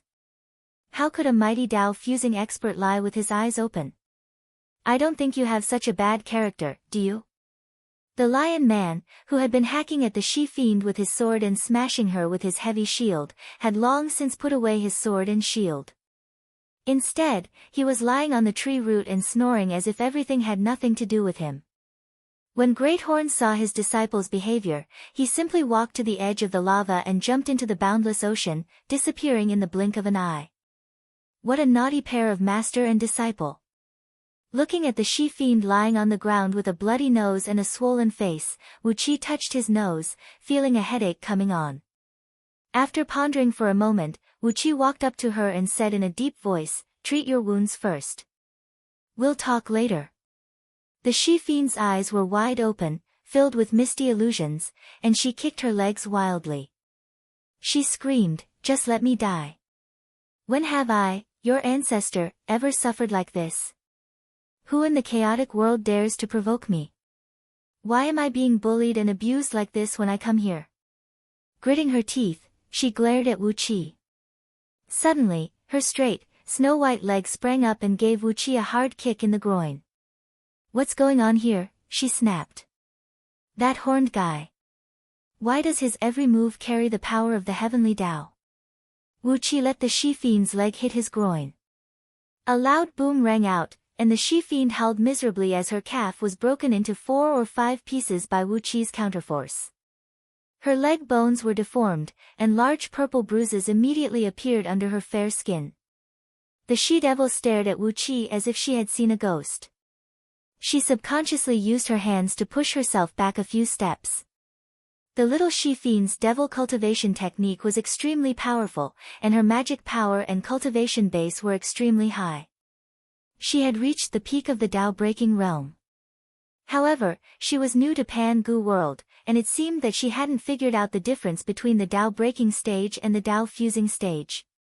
As for Bodhisattva Kitagarbha and the other bodhisattvas and arhats of the netherworld branch of the Buddhist League, they seem to have intentionally not told her that there was a level in Pangu world called the Tao-fusing realm. Given her peak Tao-breaking cultivation base, the chaos-fiend gods of the chaotic world who were born at the same time as Wu Qi were far inferior to her. Wu Qi remembered that when Yuanling was just born from Yuanling's nether realm in his previous life, his cultivation base was not even at the level of 9th tier of primordial immortal. It was only after a very long period of struggling in the chaotic world that he finally attained the overall strength of Tao-breaking realm. Therefore, the little she-fiend was telling the truth when she said that no one in the chaotic world dared to provoke her with her peak-level Tao-breaking cultivation base. Powerful creatures were born in the chaotic world all the time, but very few of them could reach the realm of primordial as soon as they were born, let alone a freak who could reach the realm of Tao-breaking. In the chaotic world, a peak-level Tao-breaking expert could do whatever he wanted as long as he did not run into those old monsters who had lived for a long time. But in Pangu world, a Tao-fusing expert who had fused with the heavenly Tao could mobilize the power of the entire world to attack the enemy. The little she-fiend was just an outsider, and she was already suppressed by the heavenly Tao of Pangu world. So, when she faced Great Horns, who was a Tao-fusing expert, she was beaten badly and had no power to fight back. Just now, she was trying to sneak attack Wu Qi, but she had neglected the fact that she was practicing divine abilities and mystic arts. Although her devil cultivation base was amazing, her fleshly body was hard to explain. The weakest part of Wu Qi's body was tens of thousands of times stronger than the hardest bone in her body. It was like using a diamond drill to hit tofu. Naturally, the tofu would be smashed into pieces. Wu Qi tilted his head and looked at the little she-devil. She also widened her misty eyes and stared at Wu Qi. After being beaten by Great Horns and his master, the little she-fiend was severely wounded. Now, she only had less than 10% of her peak overall strength, which was at most equal to Wu Qi's current magic power. Since this was Great Horns' lair, the place was filled with his terrible aura, so the she-fiend dared not to move recklessly. Meanwhile, Wu Qi was thinking about how to deal with this fiend who had a formidable cultivation base but was extremely fierce and vengeful. After pondering for a long time, Wu Qi took a step forward and leaned forward to ask, "How many years has it been since you were born from primal chaos?" Blinking her eyes, the little she-fiend moved her fingers and calculated for a while, then said in a mumbling voice, "Enin tide has been thrice." As soon as she said that, the lion man's tail stood erect with fear, and Great Horns, who had plunged into the sea of lava, poked half of his body out of it. Both of them stared at the little she-fiend as if they were looking at a ghost. The so-called Enin tide was the name given by the living beings born in the primal chaos to a unique energy tide in the chaotic world. No one knew where it came from or where it went. In short, it would blow across the whole chaotic world once every period. The tide of Bai-an contained an extremely powerful force of biological breeding. For a long time, some living beings in chaos believed that the tide of Bai-an was the origin of life in the entire chaos world. It was the Bai-an that catalyzed all kinds of magical creatures in chaos and gave birth to incomparably powerful chaos fiend gods. There was no sun in the chaotic world, and there was no distinction between time and space. Therefore, the living beings in the chaotic world all used the Enin tide as the unit of time. The little she-fiend had only gone through 3 Enin tides since she was born, which meant that her age was only 3 periods and a little over 300,000 years. In just 3 periods, she had attained the peak-level Tao-breaking cultivation base and magic power in such a short period of time. The innate talent of this little she-fiend was simply sensational. Great Horns and the Lion Man were so frightened that their hair stood on end. What is a genius? She is a genius. Like Yuanling in Wu Qi's previous life, Great Horns was born with the cultivation base of a peak-level gold immortal. He struggled to survive in the chaotic world for countless years, and went through at least hundreds of millions of Enin tides, from which he absorbed endless biological energy. That was how he got his mighty cultivation base in the future. In the end, it was great Saint Pangu who created the world and created the Pangu world with his mighty power, which allowed great horns and the other 30-odd chaotic fiend gods to fuse their divine souls with the heavenly Tao and reach the immortal realm of Tao fusing. If this little she-fiend could reach the peak-level Tao-breaking realm in just 3 periods, how strong would she become in the future? Great Horns smacked his lips and tilted his head to look at her. After a long while, he heaved a long sigh and said, "Old monster, keep a close eye on this little girl. We can't let her fall into those people's hands even if we have to destroy her. Otherwise, we'll all be in trouble." After pondering for a moment, Wuqi walked up to the she-fiend and put his hands on her shoulders. The little she-fiend shuddered, and almost instinctively, she raised her leg and was about to kick his groin. But then, she thought of the cruel treatment her other leg had just received. She shuddered and hastily pulled back her leg. Beams of bright light rushed out of Wuqi's palm, nourishing the little she-fiend's body and gradually healing her injuries. It was a wisp of innate life force Wuqi had extracted from countless innate divine trees in Yuanling's nether realm, which had a very strong nourishing and life force recovery effect for any living creature. Her injuries seemed serious, but they were all external wounds. With Wuqi's help, she had fully recovered in just 4 hours. After releasing her, Wuqi pointed at his back and asked, "Can you help me remove the soul-locking seal now?" She twitched her mouth and sneered, "I never let go of anyone I want to kill." Before her voice had died away, Wuqi kicked her in the face with his big foot. Terrible physical strength exploded out and stretched her neck by almost 3 inches. Amidst the sound of bones breaking, Wuqi kept punching and kicking her, covering her with cuts and bruises that were several times more serious than what Great Horns had done to her just now. With both hands clutching her neck, Wuqi said ferociously, "What about now? Will the soul-locking seal still work after I kill you?" An unstoppable killing intent gushed out of Wuqi's body. He really wanted to kill this little she-fiend. If it couldn't be subdued, then it was fine to kill it. There were all kinds of creatures in the chaos, and among them, there were countless strange and perverse characters. They were terrifying existences that instinctively killed and devoured. This was especially true for creatures like demons from the outer realms. You could only use violence and terror to frighten them. Warmth and kindness were a joke in front of them. The little she-fiend tilted her head and stared at Wuqi as she said seriously, "I'll die with you." As soon as she said that, Wuqi twisted her neck and sent the Yuanling true flame into her 7 orifices, wrapping up the core of her divine soul with a scorching flame that could destroy everything. "If that's the case, I'll have to destroy you," Wuqi said in a deep voice. "I have nothing to say to fiends from outer domains like you. Those tyrannical living beings in the primal chaos, even if they had a one-track mind, could negotiate with them. Only some supreme-grade fiends from outer domains were fearless of death, and they did not even have the concept of life and death. The only meaning of their existence was to devour and destroy everything. There was really nothing to say when dealing with fiends from outer domains like them." The little she-fiend shuddered all over. She bared her teeth and wanted to say a few harsh words, but Wuqi gave her a series of slaps that made her lose her sense of direction. The Yuanling true flame wrapped up the core of her divine soul and slowly began to burn and melt the foundation of her existence. She did not take it seriously at first, but when she found that the Yuanling true flame had burned the core of her divine soul to the point that it was about to melt and collapse, she finally let out a hoarse cry. "Spare me. I'll listen to you." She cried out hoarsely, "According to the law of the Fiend League, the stronger one wins. You are stronger than me, so I'll listen to you." Great Horn stroked his chin and said to Wuqi, "I don't think this girl's words are reliable, are they?" Grinning coldly, Wuqi pulled out the she-fiend's divine soul core and constructed an extremely complicated formation in it with the Yuanling true flame. After working for 7 days and 7 nights, the formation was finally completed. Wuqi shoved the divine soul core back into the she-fiend's spiritual ocean, then grabbed her and fled into the distance. As he fled, he smiled at Great Horns and said, "Thank you for your help this time, Great Horns. I'll bring you some good wine next time." Great Horns smacked his lips and murmured in a low voice, "This little girl is just one step away from the realm of Tao fusing.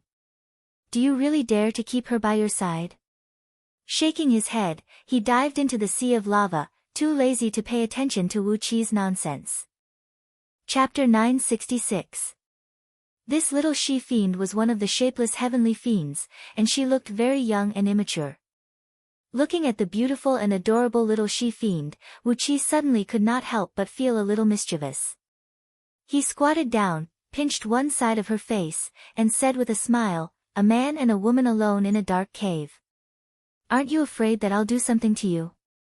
The little she-fiend rolled her eyes at Wu Qi, then turned her head and said with a cold snort, "My clan has never revealed our names to outsiders."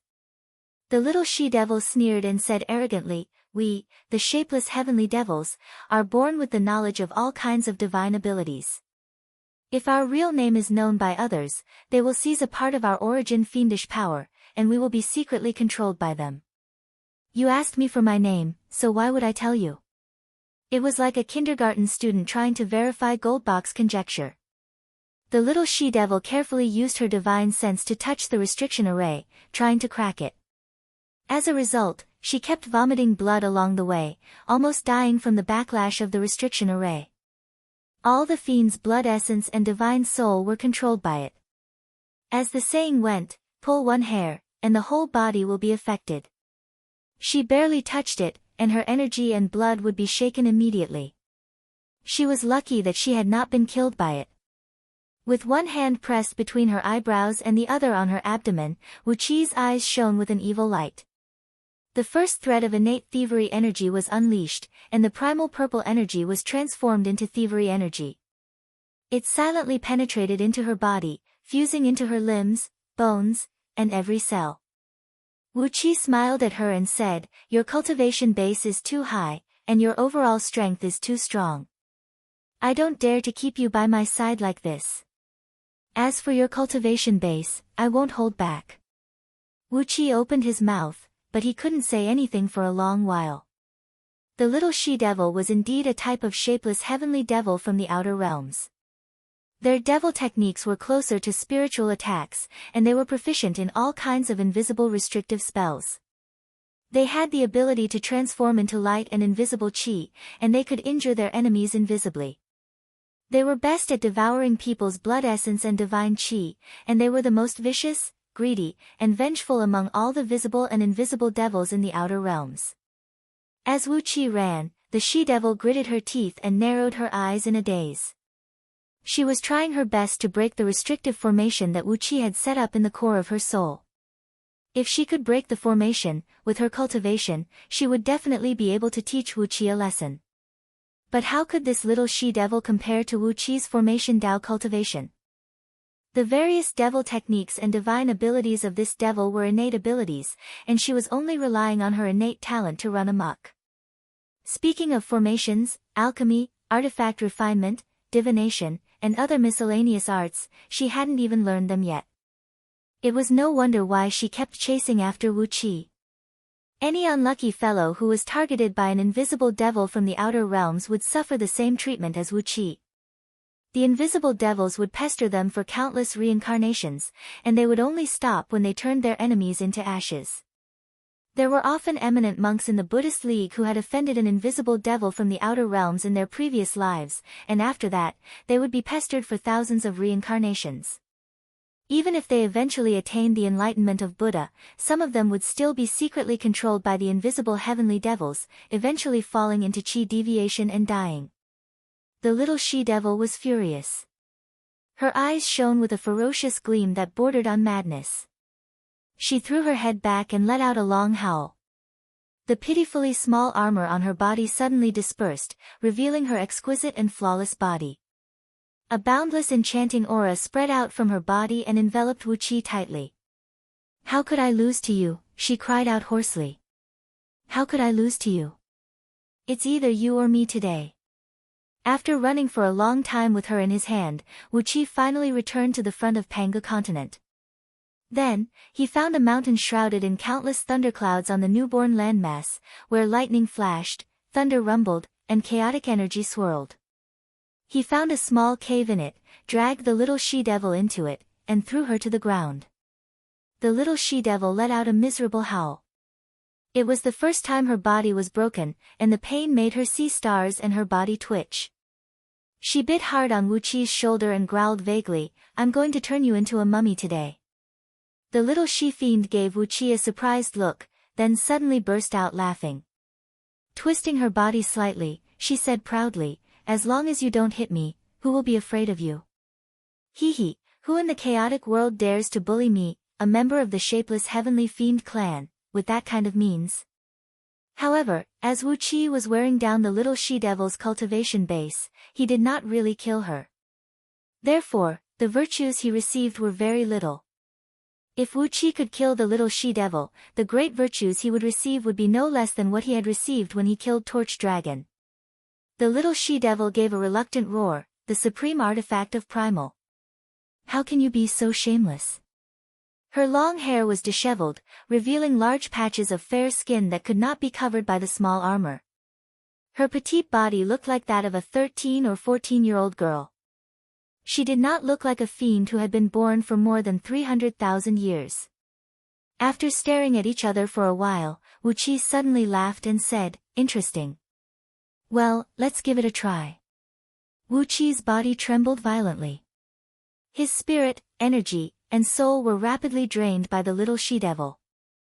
But, it was obvious that the speed at which she drained Wu Qi's spirit was far slower than Wu Qi's. No matter how she cursed and gnashed her teeth, the speed at which Wu Qi stole her spirit was 10 times faster. Wu Qi was horrified. His spirit essence was drained out of his body, and his cultivation base dropped from the peak stage of Tao breaking to the second tier. Only now did he realize how terrifying this little she-devil was. The shapeless heavenly fiends from the outer domain were indeed the most ferocious creatures in the world. Time passed day by day. In a long and deep cave, the little she-devil lay weakly on the ground, staring at Wu Qi.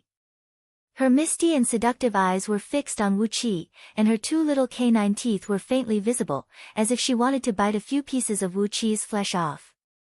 She shrieked and activated the innate divine ability of the shapeless heavenly fiend. She did not care that the core of her soul was still under Wu Qi's control. Instead, she activated her own divine ability to crazily plunder the spirit essence from Wu Qi's body. Wu Qi was stunned, and couldn't help but shudder. He had learned from his previous experience that he should not use those kinds of erotic methods to torture this fiend. The formless devils usually like to suck people's essence qi, and the formless heavenly devil was one of them. Not to mention doing that kind of shady business with her, just a slight touch from her would cause the blood essence and divine qi of outsiders to be completely drained. Buzz! A circle of multicolored light and chaos power streams clashed against each other, spreading out in all directions and instantly filling up the entire cave. A tremendous power surged out from the little she-devil's body and was quickly injected into Wu Qi's body, refined into his own arcane energy using the heaven-refining grand art. The core of the little she-devil's soul was opened wide in front of Wu Qi, and without any secrets, Wu Qi easily plundered all the secret arts and skills of the shapeless heavenly fiend in her memory. Endless mysterious power surged out from her and merged with Wu Qi's soul. At the same time, a soul-devouring, bone-piercing pleasure rushed into Wu Qi's psyche ocean from the lower part of his body, nearly disintegrating his soul. He screamed in shock and activated the seals in the little she-devil's soul core recklessly, almost knocking her out. Then, he circulated the great thief qi to its maximum and the heaven-refining cauldron flew out from his forehead, enveloping the two of them in it. He then used the Yuan Ling True Flame, the various innate divine flames, and the innate wildfire to refine them. After all, the heavenly Tao was the heavenly Tao of Pan Gu world, and the little she-devil was a demon that invaded from the outer realms. She posed a great threat to all the native living beings in the Pan Gu world. By killing her, Wu Qi had removed a great threat to the heavenly Tao. Thus, the amount of karma points he earned from killing her was not small at all. This little she-devil was really blessed by the heavens. Only God knew how she was born in the chaotic world. She was only born for 3 periods, but her body already contained an essence no weaker than a Tao fusing level cultivator. What a monster!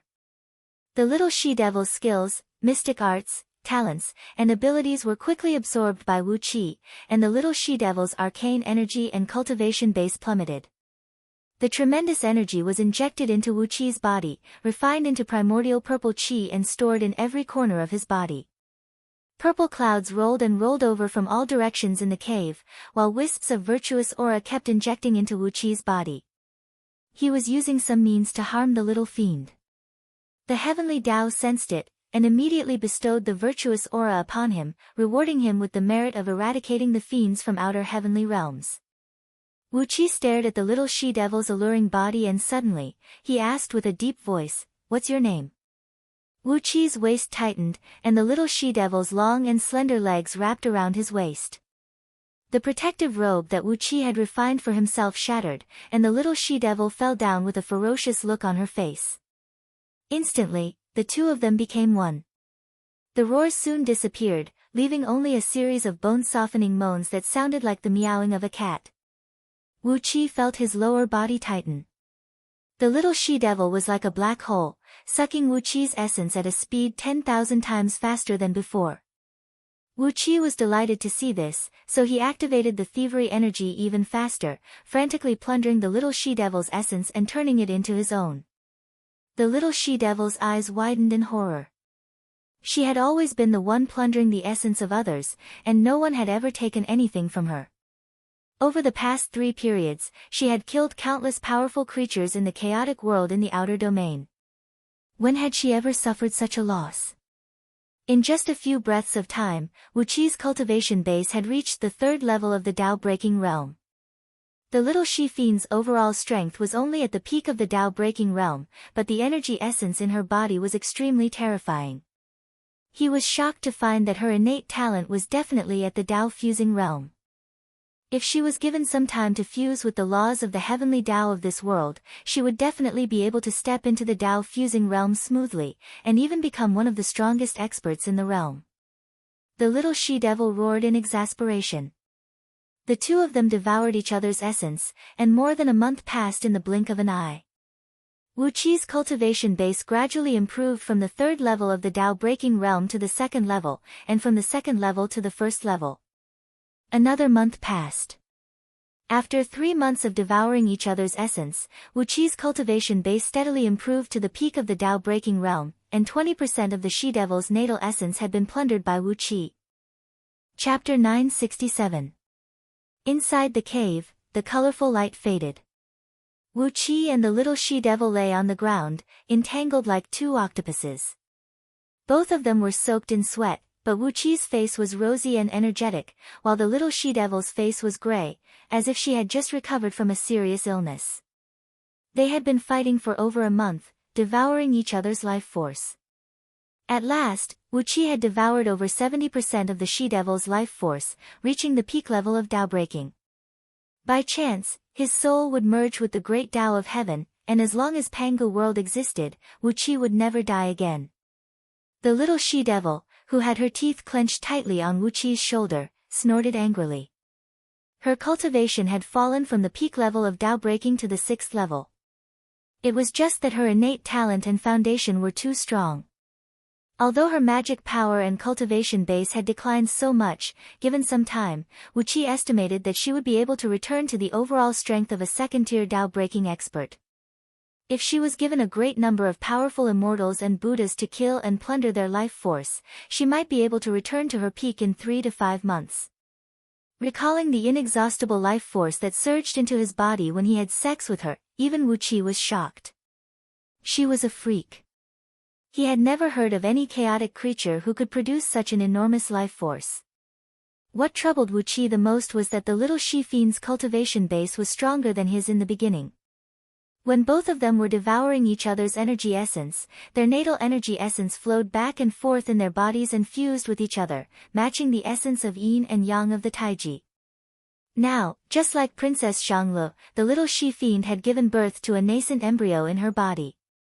On top of that, the aura emanating from this nascent embryo was extremely bizarre, so strong and bizarre that even Wu Qi was struck dumb by it. At the moment, Wu Qi was a chaotic being, but his body was that of a human, while the little she-devil was an invisible sky devil from outer space, a first-generation devil who was qualified to be the evil ancestor. What kind of child could they give birth to?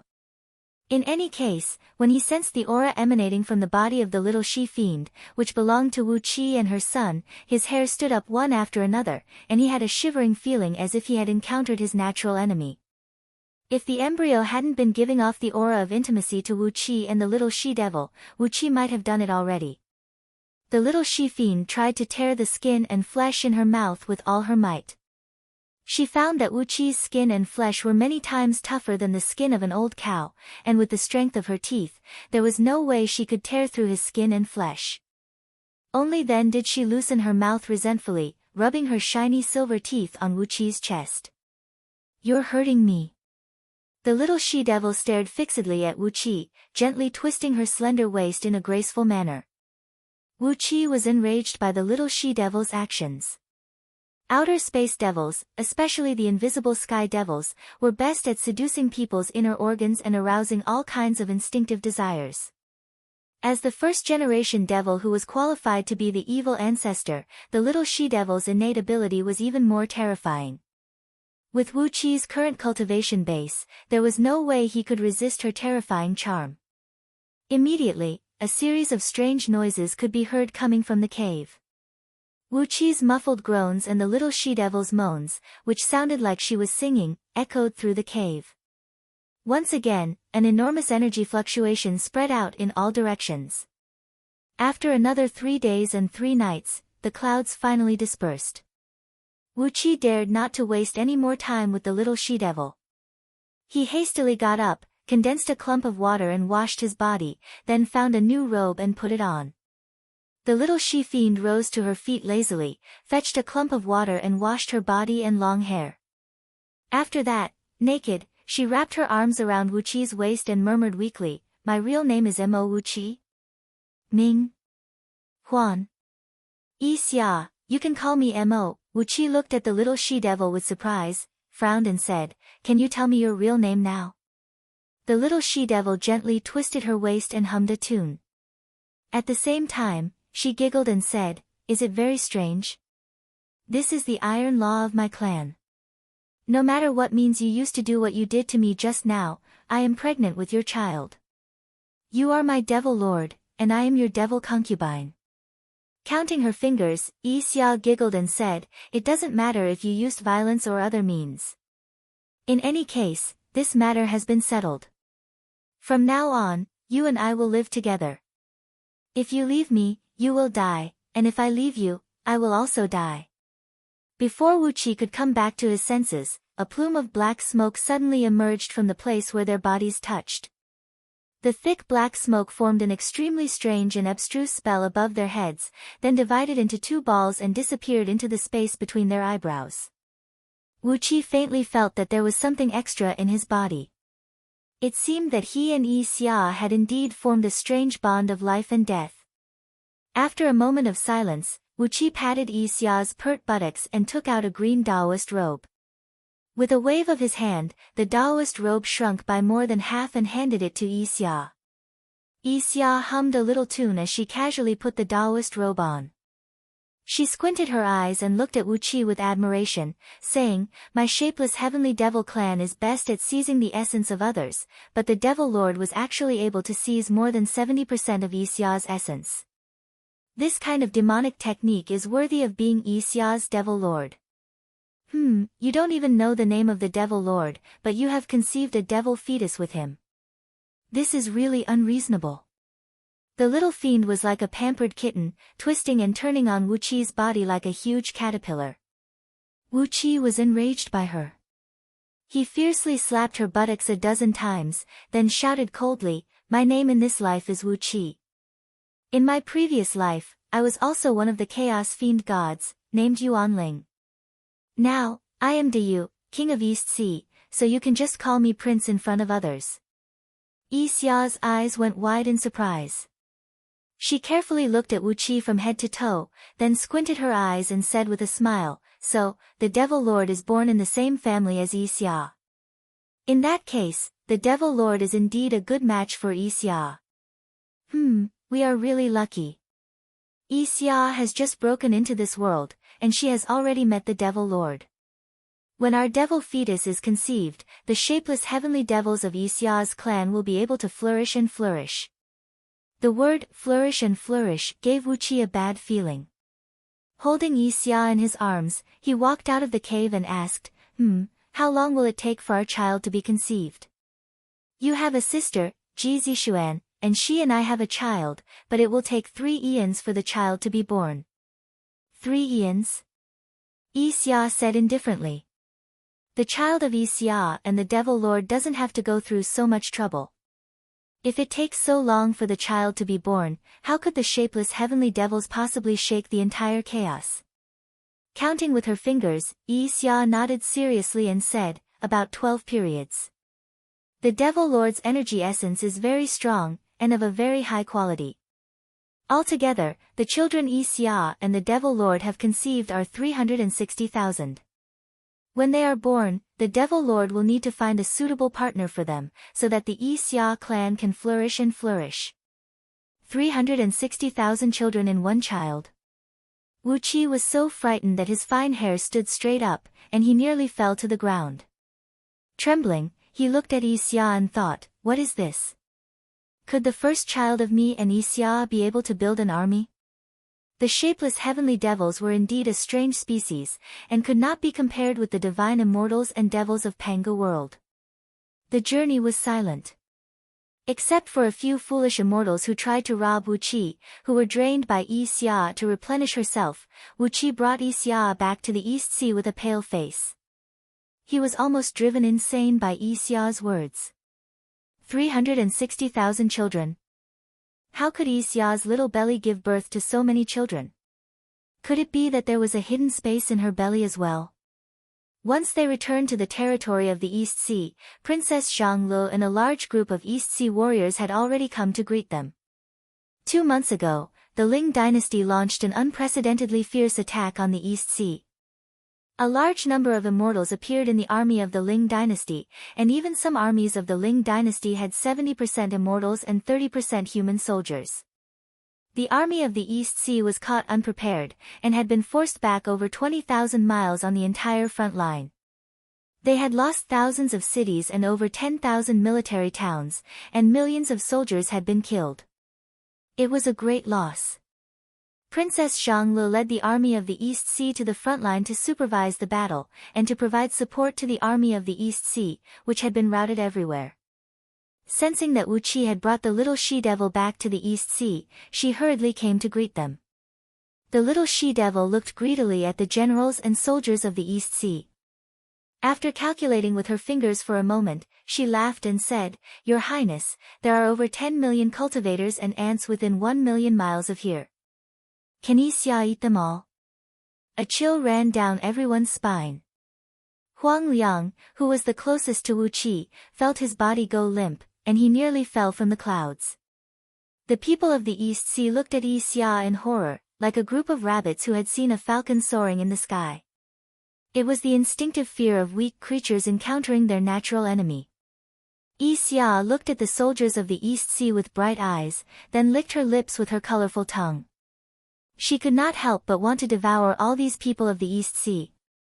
Wuqi patted on Xia's head. Suddenly, he felt a severe pain in his head. He suddenly had a strange feeling that the East Sea was like his pig farm, where he raised countless delicious and plump pigs, while Xia was a greedy tiger. He had brought a hungry tiger back to his pig farm. Wasn't he just looking for trouble for himself? Vexed, Wuqi gave the smiling Princess Zhanglu a glance, then pushed Xia next to Princess Zhanglu and said with a bitter smile, "Teach her well. She is pregnant with my child as well. From now on, you two will be sisters." Shaking his head, Wuqi solemnly warned Xia not to mess around in the territory of the East Sea. After that, he left behind these annoying things and hurriedly led the soldiers of the East Sea to the front line. Wuqi was in a bad mood because of what Xia said about 360,000 children. He wanted to do something to vent his anger, to teach those bastards of the Ling dynasty a lesson. Princess Xianglu and the little she-devil, Yi Xia, stayed together. Princess Xianglu brought her back to her temporary headquarters in the front line. 3 days later, Princess Xianglu and Yi Xia appeared together. Yi Xia was wearing all kinds of precious pearls and gemstones, which made her look like a doll carved out of fine jade. They called each other sisters. Princess Xianglu was the elder sister, and the little she-devil was the younger sister. Their relationship was very harmonious.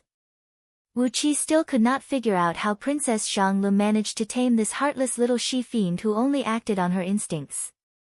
But he did not have time to care about that. The exasperated emperor of the Ling dynasty, Zhang Tingyun, had personally led an army to the East Sea. Chapter 968. If it had not been for the fact that Yi Xia had told Wu Qi about her origin and sworn a life-or-death pact with Wu Qi according to the law of the invisible heavenly devil in the outer realms, and that she had an indescribable feeling for Wu Qi, how could Wu Qi dare to take Yi Xia with him? It would be strange if he did not use all kinds of means to suppress her. In the first 2 days, Wu Qi was really afraid that when he woke up one morning, all the humans in the East Sea would be devoured by Yi Xia. Yi Xia's eyes flickered with a strange light. Without saying a word, Kitagarbha led many bodhisattvas and arhats to form the formation of the 6 paths of the underworld, then charged toward the army of the Ling dynasty while emitting a great sheet of Buddhist light. The small wheel of the 6 paths of reincarnation spun in the void, and the souls of 30% of the soldiers of the Ling dynasty immediately drifted away and were forcibly sucked into it. Sharp claws tore the bodies of the soldiers of the Ling dynasty, and sharp teeth chewed their internal organs, bones, and flesh crazily. Billowing ghost aura frantically devoured the soul aura of these soldiers of the Ling dynasty. Wherever the army of heavenly ghosts passed, not even a blade of grass grew. The army of the Ling dynasty resisted for less than a quarter of an hour before it was wiped out by these heavenly ghosts, who launched a 3-dimensional attack from all directions, from the sky, and from the ground. Wu Qi took a step forward and stood on the edge of the cliff. The sun shone on Wu Qi, gilding Wu Qi's black robe. The army of heavenly ghosts knelt on the ground like Chi-Chi and kowtowed to Wu Qi. The sound of their kowtows rumbled like thunder, shaking the earth. Because of Wu Qi's thunderous means, the battle line in the East Sea had quickly advanced tens of thousands of miles to the east, and Zhendong City, which had fallen, was back in the hands of the East Sea. After killing all the soldiers of the Ling dynasty, the heavenly ghosts raised their claws and shouted, "His Majesty, live forever." As if he thought he could win the battle easily, the general of the Ling dynasty, with a few guards, watched the battle less than 3 miles away from the city wall, laughing and discussing the situation with his confidants. In the camp behind him, the million-strong army of Ling dynasty was leisurely enjoying themselves. Shrill howls could be heard coming from some of the tents. It was the sound of Great Yu's women, who had been abducted along the way, being raped by Ling dynasty's soldiers. Nonsense! Wu Qi sneered. I swear to heaven that no one above the realm of primordial has joined the battle in the East Sea this time. He reached out and drew a line in the air. A rift tens of thousands of miles long appeared over the army of the Ling dynasty. Endless water from the yellow spring poured down, accompanied by the miserable howls of countless ghosts. The water fell on the soldiers of the Ling dynasty and burned them until white smoke rose from their bodies. Before long, a large number of soldiers of the Ling dynasty were burned to pieces and finally melted into filthy water. The hundreds of soldiers of the East Sea, riddled with wounds, stared blankly at the army of heavenly ghosts. When they saw that the army only ravaged the camp of the Ling dynasty but did not invade the city they were stationed in, they could not help but raise their weapons and roar at the same time. With the help of the demon Yuan Ling crystal, which was purified from the bodies of the Ling dynasty soldiers Wu Qi had slaughtered all the way north, Yi Xia's cultivation base had been restored to the peak of the 4th tier of Tao-breaking realm. When it came to rapid cultivation base growth, no creature in the chaotic world could be faster than the invisible heavenly devil when there were enough sacrifices. The city, which measured 3 miles in circumference, together with the nearby villages and towns, had no more than 100,000 people. It was the territory of Deyu province, the most desolate of the neighboring provinces. The population of such a ninth-grade province was no more than 10 million, and the garrison in this city was only about 100 soldiers. A shrill, unpleasant, wild howl rose into the sky, and then, a heavenly ghost, whose body was entirely red, rushed out of the chaotic light while shouting the slogan, "My Emperor, may live forever." The heavenly ghost, who stood 1,000 feet tall and had countless sharp bone spikes growing all over his body, was clad in an excellent armor forged for him by Wu Qi himself, and had a pair of crescent scimitars hanging on his wrists as he charged forward like a madman. Wu Qi knew that it was coming. The East Sea had suddenly and easily wiped out hundreds of the Ling dynasty's armies, causing the Ling dynasty to lose countless soldiers, and even killing every last one of them without leaving a single soldier to report back. Therefore, Zhang Tingyun thought that it was an almighty expert of the East Sea like Wu Qi who had personally come. Only an almighty expert of the realm of Primordial could easily wipe out so many of the Ling dynasty's armies. In a nameless city at the border of the East Sea, Wu Qi stood on the edge of a hill outside the city, with Princess Zhang Lu on his left, narrowing her eyes and sneering.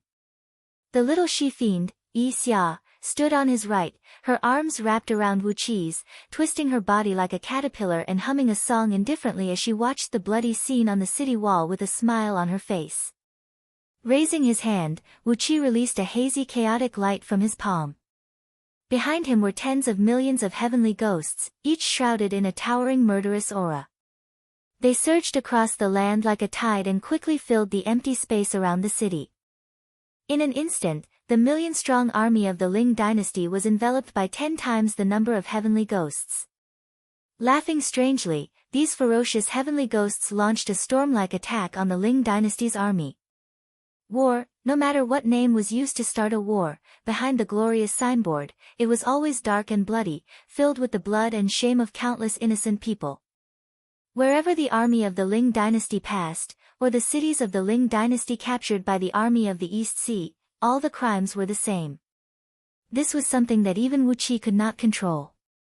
Therefore, Zhang Tingyun came to reason with Wu Qi. According to the agreement between him and Wu Qi, once a primordial expert of the East Sea joined the battle, the East Sea would lose the battle. According to the agreement, the entire territory of the East Sea and Princess Zhang Lu would be Zhang Tingyun's spoils of war. Kitagarbha was even more ferocious. Surrounded by a tumbling Buddhist power, he grabbed a general standing next to Zhang Tingyun, whose cultivation base had reached the level of Hongmeng Panga heaven, and tore his head off. As soon as he saw Wu Qi, Zhang Tingyun snapped from 100 miles away, "King of East Sea, how shameless you are!" Battle cries shook the sky. Led by Kitagarbha, Bodhisattvas and Arhats, Kitagarbha had regained his Dharmakaya of the netherworld, which was shrouded in dark karma. Like evil ghosts, they slaughtered the army of the Ling dynasty, leaving corpses and rivers of blood everywhere. Nether Yiksha followed closely behind, dealing the most terrifying blow to the army of the Ling dynasty. Wu Qi snorted coldly. Just as he was about to unleash the army of heavenly ghosts in his body to fight the Ling dynasty, Yi Xia suddenly smiled charmingly. She clapped her hands and said, "Your Highness, this man is so rude. Let me teach him a good lesson." For heavenly ghosts who could travel through the void at will, no defensive mechanism or formation was a problem. They turned the camp of the army of the Ling dynasty into a sieve, and the army of 1,000,000 soldiers turned into ghosts in an instant. With a wave of his hand, a stream of chaotic energy swept across the battlefield, and all the soldiers disappeared into it. Wu Qi glanced at the small city that had survived the disaster, then turned into a beam of green light and flew south. Princess Zhang Lu and Yi Xia followed closely behind Wu Qi. Yi Xia had a fist-sized blood-colored pearl in her hand, which she held up to Princess Zhang Lu. Princess Zhang Lu shook her head with a smile, and Yi Xia hurriedly swallowed the pearl. As such a small city, it naturally did not have any powerful defensive mechanisms or anything like that. The garrison of 100 soldiers was 10% of the entire army in the province. Standing sparsely on the city wall, they were howling and fighting the 9,000 soldiers of Ling dynasty who were besieging the city. 7 days ago, Wu Qi personally came to the front line to supervise the battle. For 7 days and 7 nights, he had crossed almost the entire East Sea defense line from south to north, destroying nearly 100 legions of the Ling dynasty with millions of soldiers, over 1,000 legions with hundreds of thousands of soldiers, and countless legions with tens of thousands of soldiers. The nameless city in front of him was the northernmost, most remote, and weakest city in the East Sea defense line. All the armies of the Ling dynasty south of the city had stopped advancing westward and were retreating in panic. Amidst the thunderous cheers of the heavenly ghosts, the general of the Ling dynasty, whose cultivation base had reached the peak of the second Panga heaven, was distracted for a moment. Then, the general, who had the same cultivation base as him but was not afraid of death, cut off his head at the cost of one of his arms and one of his thighs. The head of the general of the Ling dynasty flew up into the sky with a blank look on his face, then fell heavily to the ground and was eaten up by the few soldiers of the heavenly ghosts. An enormous power of faith poured into Wu Qi's body and was gradually absorbed by the enormous emperor aura in Wu Qi's body. Originally, the emperor aura Wu Qi obtained when he established a neutral kingdom of Yan Huang in the boundless world inside him was pure purple. But a few days ago, he suddenly had an idea. He named the yellow spring in the heavenly ghoul clan, which was multiplying and nourishing in his body. As a result, his purple emperor aura suddenly turned purple-red, mixed with a strong smell of blood. The originally dignified and solemn emperor aura turned purple-red, overbearing, dignified, evil, and gloomy. Even Wu Qi could not extract the demon Yuan Ling crystals from the soldiers he had slaughtered without any psychological burden like Yi Xia. Only the invisible heavenly devil could do it at will without any psychological burden and act on instinct. Zhang Tingyun snapped, "That's absurd. If that's the case, are the armies of the Ling dynasty nothing? Did you wipe out all the armies in the front line in just 7 days? If you have such a powerful army in the East Sea, why were you beaten back 20,000 miles by the Ling dynasty a few days ago and lost your city and land?"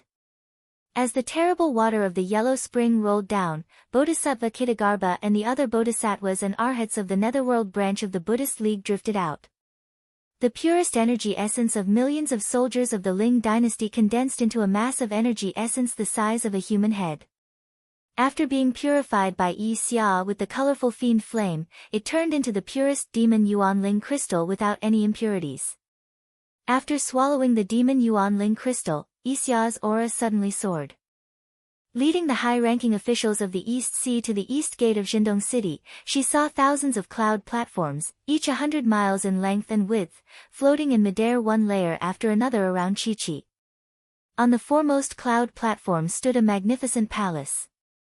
Surrounded by countless civil and military officials of the Ling dynasty, Zhang Tingyun stood on the high jade steps in front of the palace, looking down in the direction of Jindong City. Wu Qi could not figure out what this thing was called, but the aura it gave him was stronger than the aura of the human emperor, so he did not bother to separate the bloody aura from it. Moreover, the total amount of this aura was several times stronger than the original aura of the human emperor, so he was even more reluctant to separate the bloody aura. After all, the reproduction speed of heavenly ghosts was several times faster than that of humans. Over the years, in Wu Qi's inner world, both the heavenly ghosts and the human race had been reproducing at full speed. The total population of the heavenly ghosts was more than 30 times that of the human race, and the power of faith they provided to Wu Qi was much stronger. Zhang Tingyun was beaten so hard that he felt dizzy and disoriented. Wu Qi and his companions returned to the East Sea city. As soon as they sat down, and before they could tell the high-ranking officials of the East Sea about their whereabouts in the past few days, they heard the roars of flood dragons and the deafening sound of drums and horns ringing out from the east. Zhang Tingyun's furious roar shook the walls of Jindong City. Chapter 969. In the largest parlor of Wanling Palace, on the top of the city of Wanling, which had been uprooted from the ground, a huge vase made of fine jade was smashed to pieces. The 10 feet tall vase was smashed to the ground. The loud noise scared the eunuchs and palace maids inside and outside the parlor out of their wits. They all bowed their heads cautiously and dared not to make a sound. Like a madman, Zhang Tingyun smashed all the precious furnishings in the parlor. Even dozens of jade slips, which contained jade essence paste and could be used as spirit medicines that could bring the dead back to life, were smashed to the ground by him. Milky white and light green jade essence paste spilled all over the ground. As soon as these precious things came into contact with the air, they quickly froze, and all their energy dissipated, losing all their magical effects. Lu Bang and Lu Buwei were sitting on the left and right of the parlor, looking coldly at the furious Zhang Tingyun. As the candidate chosen by the celestial court to be the next human emperor, Zhang Tingyun, who had always had a smooth life, had never suffered so much.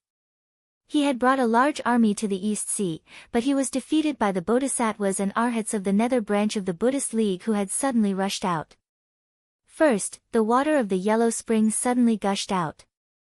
The extremely filthy water tainted 99% of the magical items of the supreme oracles and immortals of the Ling dynasty who were caught off guard, causing them to lose their spirituality. As a result, the overall strength of these supreme oracles and immortals was immediately halved. Then, Bodhisattva Kitagarbha led many bodhisattvas and arhats to form the yellow spring formation of the 6 paths of reincarnation. With the power of the 6 paths of reincarnation, they crazily slaughtered the soldiers of the Ling dynasty as if they were harvesting leeks. Countless soldiers were crushed by the 6 paths of reincarnation and could no longer come back to life. In the sea of the yellow spring, countless yakshas followed the formation of bodhisattvas and arhats and charged forward, chasing after the army of the Ling dynasty for tens of millions of miles. Zhang Tingyun almost coughed up blood. The water of the yellow spring was so filthy that no one in the Ling dynasty could resist it. Everyone twitched weakly like cockroaches sprayed with insecticide. Even Zhang Tingyun, a peak-level primordial expert, was confused by the water of the yellow spring, and no one could organize an effective resistance. Hundreds of supreme oracles and generals with cultivation bases as high as Hongmeng Pangu heaven had fallen at Zhang Tingyun's side. The heavy loss made Zhang Tingyun's heart ache so much that he almost fainted.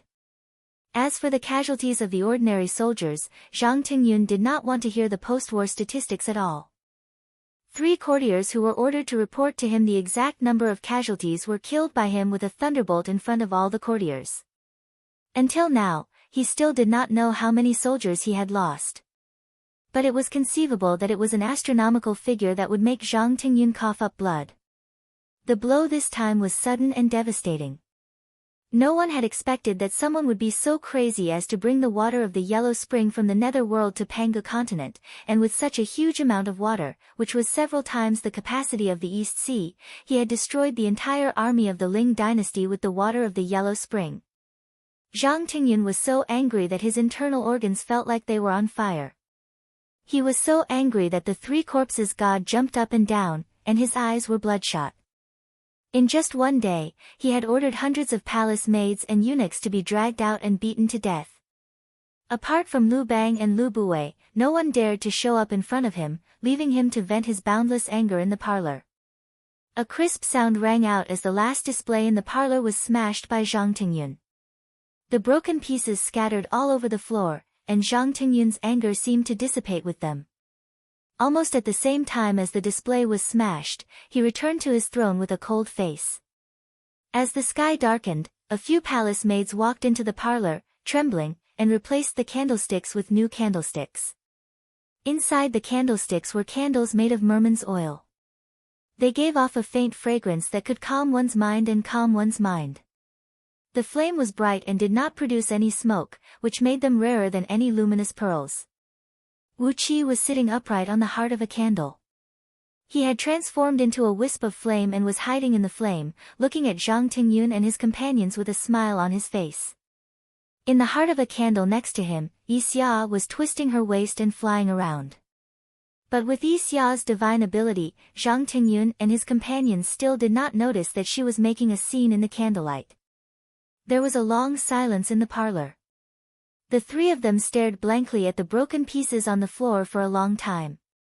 Finally, Zhang Tingyun said, "It was Bodhisattva Kitagarbha from the nether branch of the Buddhist League who did it.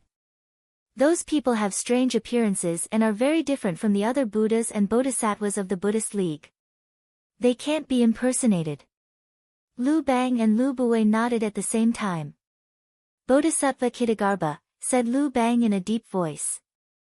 Back then, I was ordered to attend the Golden Basin Orchid Gathering on the Great Vulture Mountain, and I met him among the Buddhist League's Vedanta. That day, he contradicted Lord Buddha, and Lord Buddha could only smile at him. He is one of the trickiest figures in the Buddhist League.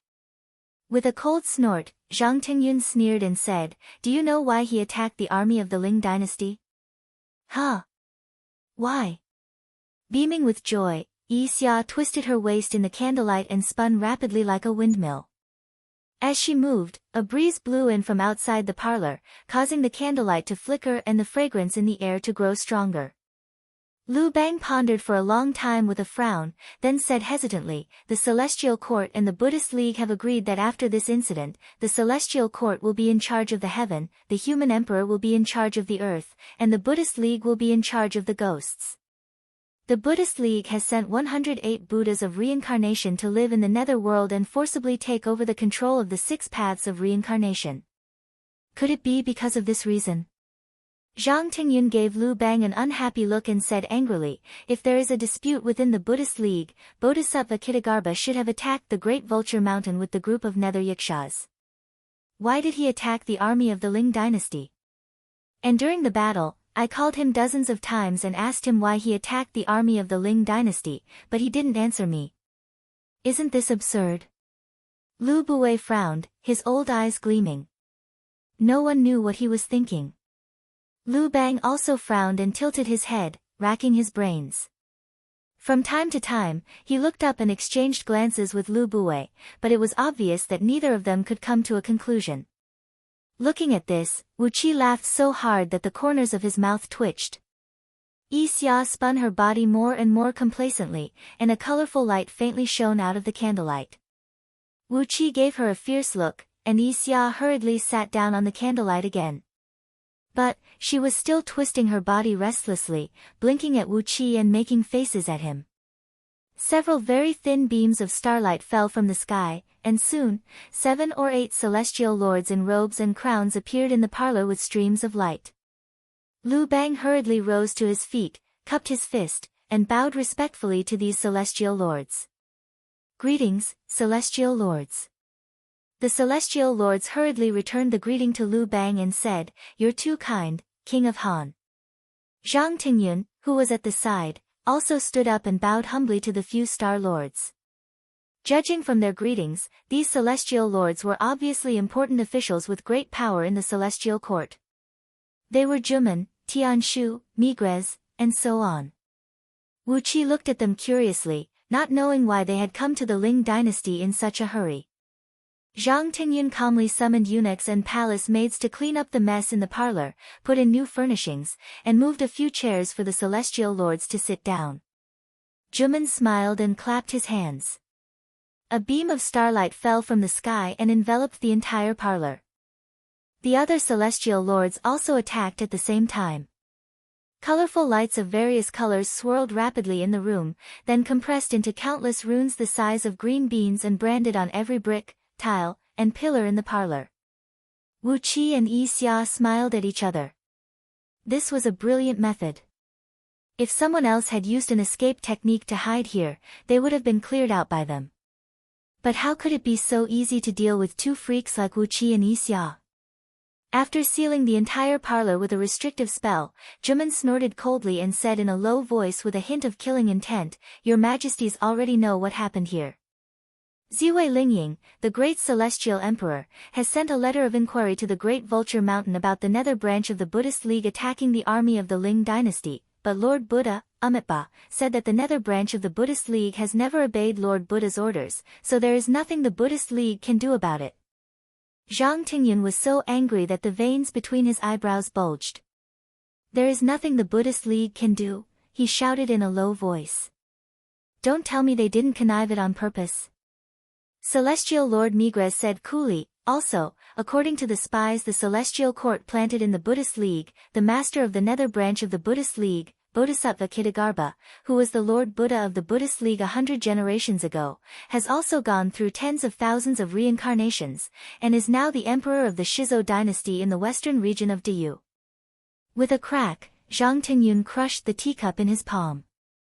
Lu Bang and Lu Bui looked at each other in horror. Could it be that the Buddhist League has done something else besides cooperating with the Celestial Court? Cried Lu Bang. If they can't gather the imperial aura of all the human kingdoms in the outer heavenly realms, how can they compete with Diyu? Wu Qi's eyes went wide as he gave Yixia a blank look. How could this little fiend mess up the relationship between the Celestial Court and the Buddhist League? Was it Wu Qi's luck that was too good, or was it the luck of the Celestial Court and the Buddhist League? This is interesting. Bodhisattva Kitagarbha is now the emperor of the Shizo dynasty, and he is also desperately searching for the aura of the human emperor. Meanwhile, his former disciple, Bodhisattva Kitagarbha, the master of the nether branch of the Buddhist League, had led countless troops and defeated the army of the Ling dynasty. It's impossible for the Celestial Court and the Buddhist League to not have a grudge against each other. I wonder how the 16 celestial lords should deal with this. Zhang Tingyun crushed the teacup in his palm and asked the most important question: what does Daozu think of this? Celestial Lord Juman rose to his feet, cupped his fist respectfully, and said, according to Daozu's decree, we will solve this problem ourselves. Zhang Tingyun and Lu Bang exchanged a glance. In that case, it seems that the East Sea can only benefit from this, said Lu Bang with a cold grin. Send out the army quickly and seize the aura of the human emperor. Zhang Tingyun said through clenched teeth. And teach the Buddhist League a lesson. Lu Bang and Lu Bui rose to their feet at the same time and bowed respectfully to Zhang Tingyun. Chapter 970. Without alerting the people in the reception hall who were discussing how to deal with the Buddhist sects, Wu Qi and Yixia dashed out of the Wanling Palace hand in hand. The two of them changed into the luxurious robes that the people of the Ling dynasty liked the most and strolled leisurely along the winding mountain road of the Wanling city. From time to time, the soldiers of the Ling dynasty with solemn expressions could be seen walking back and forth on the streets. At the crossroads of the major traffic routes, there would be a general in heavy armor leading a large group of armored soldiers to stand guard. The officials and citizens of the Ling dynasty on the streets were all in a hurry. Some of them even had a panicked look on their faces. They no longer had the arrogant and haughty demeanor they had in the past.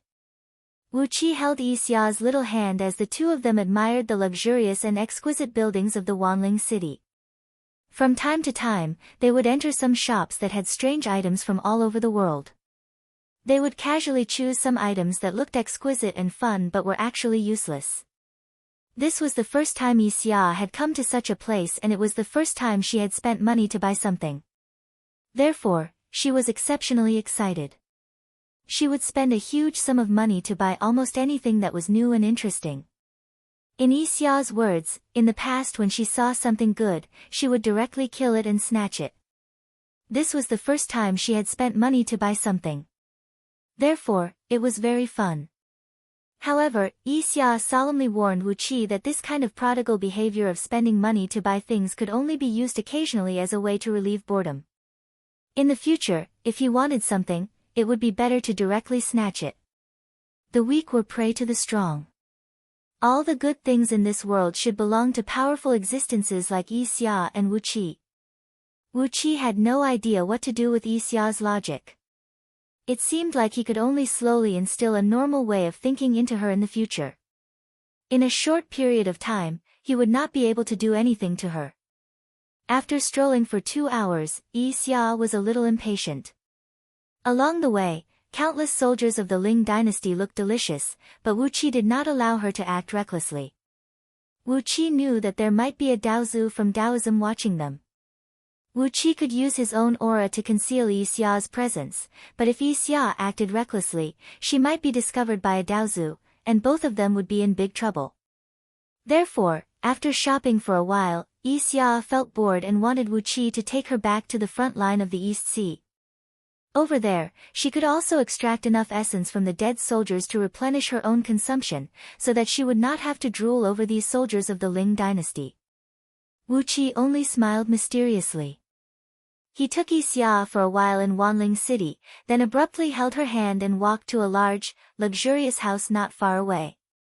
When they walked past the gate of the house, Wu Qi gently blew into the gate. A white stream of cold air silently seeped into the gate and froze the house instantly, sealing all flowers, plants, houses, and pavilions in the house in a thin, cyan blue layer of xianbing. Chuckling, Wu Qi held Yi Xia's hand and disappeared from the street of Wanling City. When they reappeared, they were already above a towering mountain hundreds of thousands of miles away. With a flick of his finger, a fist-sized clump of xianbing emerged and hovered in midair. Holding Yi Xia's hand, Wu Qi plunged into the mountain, leaving behind a thin layer of cold air that looked like mist along the way. About 10 minutes later, dozens of beams of light flew over from the direction of Wanling City at top speed, following the thin layer of cold air left behind by Wu Qi into the mountain. They were a group of over 30 gold immortals, led by Reverend Li Yang, an old acquaintance of Wu Qi's. Just now, Reverend Li Yang was having a long talk with a few fellow Taoists in the backyard of the mansion.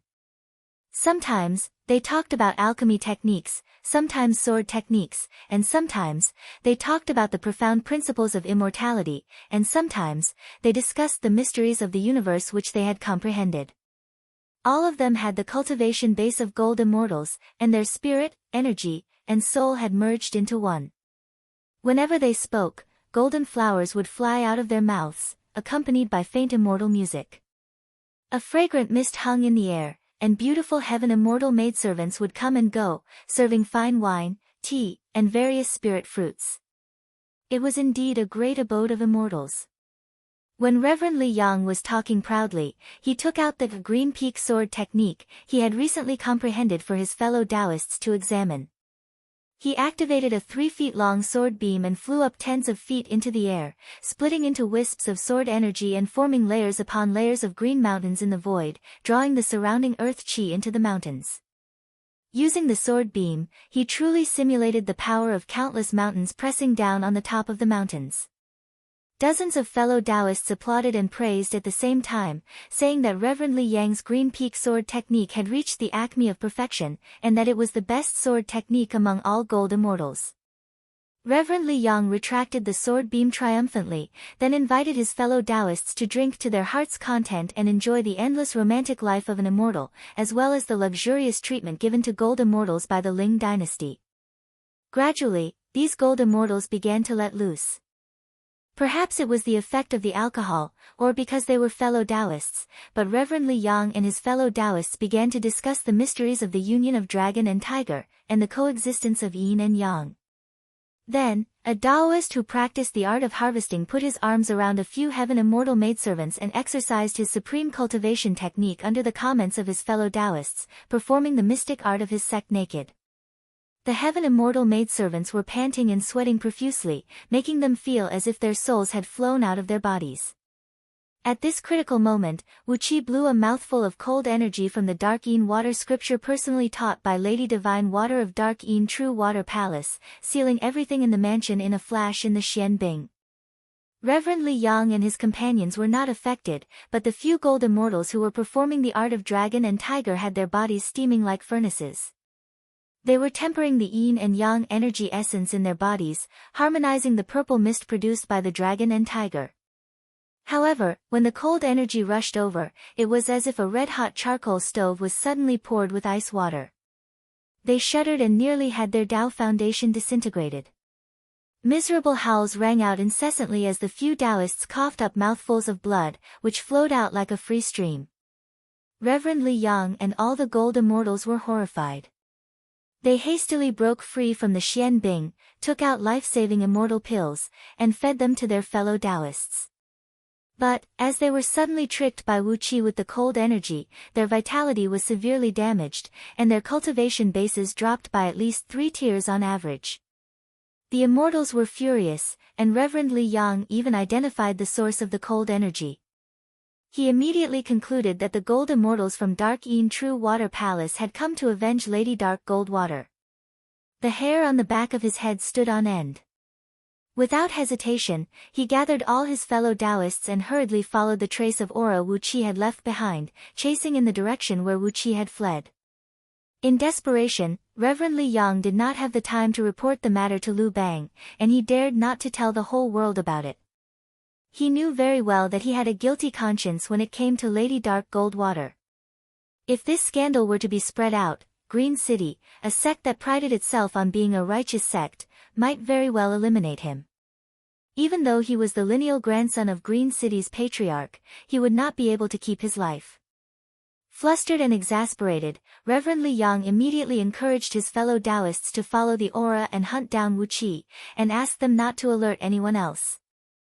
He promised them that it was just a personal matter, and that as long as they could help him kill the enemy who had plotted against him, he would reward them handsomely. According to Reverend Li Yang's calculation, the overall strength of Darkeen Divine Water Palace was just so, and a few of his fellow Taoists had a cultivation base as strong as Lady Divine Water, so there was no need for them to fear the people from Darkeen Divine Water Palace. Even if Lady Divine Water invited some fellow Taoists with a similar cultivation base to help, Reverend Li Yang and his gang of scoundrels would be able to deal with them easily, and even if they could not defeat them, they would be able to escape smoothly. Therefore, following the dark Yin aura left behind by Wu Qi, Reverend Li Yang gritted his teeth and chased all the way into the mountains. After flying along a winding valley for a while, the valley in front of them suddenly came to an end, leaving behind a steep cliff. Wu Qi and Yi Xia were standing on the cliff, with Yi Xia hugging Wu Qi's waist and rubbing her head against Wu Qi's chest like a kitten. Reverend Li Yang was taken aback. This was really beyond his expectation. Why didn't he see anyone from Darkeen Divine Water Palace? Instead, he saw an unfamiliar man and a girl who looked so beautiful and alluring, with a strange and evil charm.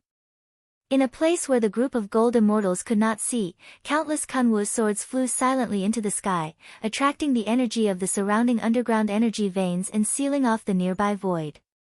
The heaven-refining cauldron had shrunk to the size of a palm and was hovering in the middle of the sword formation. With the help of the cauldron, as a supreme artifact of primal, not even the extraordinary artifact crafted by the 7 Buddhist patriarchs and 9 Tao patriarchs could break the formation and bring the souls of Reverend Li Yang and the others away. Reverend Li Yang cupped his fist and bowed to Wu Qi cautiously. "Fellow Taoist, may I ask why you have lured us here?" he asked in a deep voice. Wu Qi gave Reverend Li Yang a look and asked coolly, "Li Yang of Green City?" Reverend Li Yang nodded and said, "Yes." Wu Qi asked again, "Are you now the advisor of King of Han, Liu Bang?"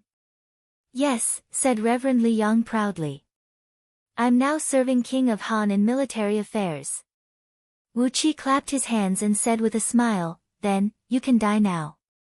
Do you still remember Lady Dark Goldwater?" Reverend Li Yang was taken aback. He stared at Wu Qi in horror and cried out involuntarily, "Who are you?" Wu Qi did not want to waste any more time talking to Reverend Li Yang.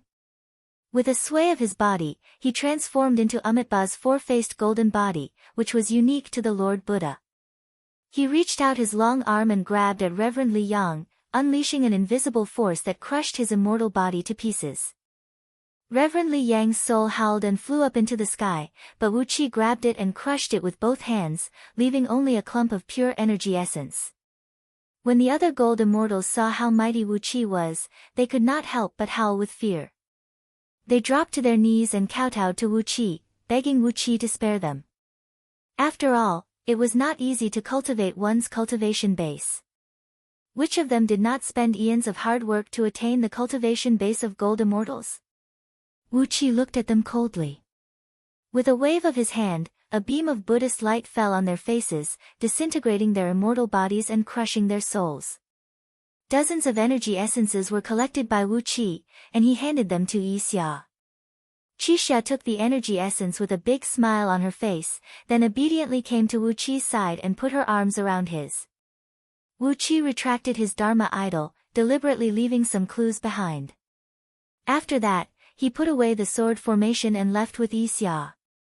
Several hours later, Liu Bang arrived with a large number of people, only to see bloodstains all over the ground and a trace of faintly discernible Zen power. Chapter 971. In the next 10 days, the Ling dynasty was plagued by troubles. In addition to Reverend Li Yang of Green City, who was in charge of military and political affairs for King of Han Liu Bang, along with dozens of his fellow Taoists, some low-key but important figures in the Ling dynasty were killed in the next few days. Among them were even 3 young star lords who had come down to assist the Ling dynasty. Their heads were taken away in the cave abodes they had built outside the city of Wanling for no reason. On top of that, all of their souls had perished. The extraordinary artifacts crafted by the 7 Buddhist patriarchs and the 9 Tao patriarchs to collect souls and prepare them for deification in the future did not work at all. Whoever killed them must have used a supreme artifact of primal to conceal their aura and isolate them from the senses of the artifacts. That was why their souls could be completely destroyed so easily. The Ling dynasty was shaken. In a panic, Zhang Tingyun, Lu Bang, Lu Buwei, and others made a decision. The Ling dynasty's army quickly broke away from the East Sea, switching from an active attack to a passive defense. At the same time, the Ling dynasty quickly expanded its army and marched in both the north and the south, sweeping through all the human kingdoms from outer heavenly realms like a flood monster. The speed at which outer heavenly realms descended on Pangu continent also skyrocketed. The heaven lords and immortal monarchs who presided over the outer heavenly realms spared no expense to drive the huge land masses towards Pangu continent. It was estimated that in 2 years at most, all the outer heavenly realms would be reunited with Pangu continent, and the enormous virtues would fall into the hands of the Celestial Court and the Buddhist League. At the same time, the Shizo dynasty in the western region went to war as well. They hung up a no-war sign in front of the Flying Bear army led by Gao, but launched a frenzy of attacks in the northern and southern regions, wiping out one human kingdom after another. According to the analysis of Wu Qi and the leaders of the 6 dynasties, both the Ling dynasty and the Shizo dynasty had sensed the treacherous atmosphere between the Celestial Court and Buddhism. Even in private, in a place that Wu Qi did not know, the Celestial Court and Buddhism might have had small-scale, low-intensity conflicts, which led to the current situation. Both sides were working hard to gather the human powers in outer heavenly realms, striving to occupy the largest share of the emperor aura of the human race, and then defeat Diyu and his competitors in one fell swoop. The information sent back by Lao Ai also confirmed the speculation of Wu Qi and the others. During the time when the Ling dynasty and the Shizo dynasty withdrew their armies and separated themselves from Diyu, 3 suzerains of the various Buddhist sects had mysteriously disappeared. According to rumors circulating within the Buddhist League, these 3 mighty existences, whose cultivation bases were almost on par with Amitabha, the Lord Buddha, seemed to have fallen suddenly. The status of the suzerains of the heart, mind, and Vajra in the Buddhist League was far higher than that of the Joyful sect, especially the Vajra sect, which was known as the strongest avatar in the Buddhist League. A long time ago, in order to fight for an extraordinary artifact produced by heaven and earth, the suzerain of the Vajra sect had once fought against 12 primordial immortals alone. No matter how they attacked him with flying swords, magical treasures, thunderbolts, flames, and various other immortal magics, his avatar remained unscathed, and he snatched the artifact from the hands of the 12 primordial immortals. After that, it was refined by a reclusive Buddhist League's great benefactor, adding another treasure to the Buddhist League. With the sudden fall of such a formidable figure, there was no need to ask what had happened. While Wu Qi secretly lit the fire for both sides, they also began to take action. The only ones who could stop these small frictions were the 7 Buddhist patriarchs and the 9 Tao patriarchs. In short, they did not say anything to stop the actions of their disciples and disciples. The situation had become treacherous and unpredictable, but it was a great benefit to Wu Qi. Wu Qi no longer went out to cause trouble for the Ling dynasty. Instead, he devoted himself to training soldiers in the East Sea, selecting those with outstanding aptitudes from the soldiers and spending a great deal of resources and energy to train them. If a war were to break out in the future, all the ordinary soldiers would be cannon fodder. A single strike from a primordial immortal could topple heaven and earth, and even ordinary soldiers of gold immortal level could not withstand a single blow. To maintain the initiative in future battles, the East Sea needed more primordial immortals. Wu Qi could not help but feel his scalp go numb at the thought of the countless hibernating revered elders in the Temple of Revered Elders of Diyu, and the overall strength of the disciples that the 7 Buddhist patriarchs and the 9 Tao patriarchs had hidden for so many years. Once the future was in turmoil, there was no way he could escape from the Great War unless he fled into the chaotic world. But, how could Wu Qi be willing to leave everything he had today and flee into the chaotic world to be a hermit? The Dark Een Celestial Tower was fully unleashed. With Wu Qi's current cultivation base at the pinnacle of the Tao-breaking realm, he could accelerate time by 100,000 times. So, a year in the outside world was equivalent to 100,000 years of cultivation for the immortals, oracles, and warriors under his command. Apart from the slight shortage of energy in the spirit cave, everything was going smoothly. Half a year passed quickly in the outside world as Wu Qi built up his military force like crazy. During these 6 months, there was no war in the East Sea and the Western region. The Ling dynasty, the Shizhou dynasty, and those human kingdoms were in full swing, and Great Wu, which was under Wu Qi's control, had taken advantage of the situation to annex a great deal of territory and population, snatching many benefits from the mouths of the Ling dynasty and the Shizhou dynasty. The interior of Diyu, on the other hand, was peaceful. Emperor Haozuan was working hard to win over the hearts of the people, especially in the southern region that was once occupied by New Yu. He was patrolling the southern region day and night with many civil and military officials, working hard to manage the people's livelihood and civil affairs. In Yuxiong Plain, several kings of the council were working hard to train the new army. The treasury of Diyu was fully opened, pouring out endless resources, and cultivating the new army that was absolutely loyal to Emperor Haozuan at an incredible speed. Like the Ling dynasty and the Shizhou dynasty, Emperor Haozuan also had a plan to defeat all his opponents in one fell swoop.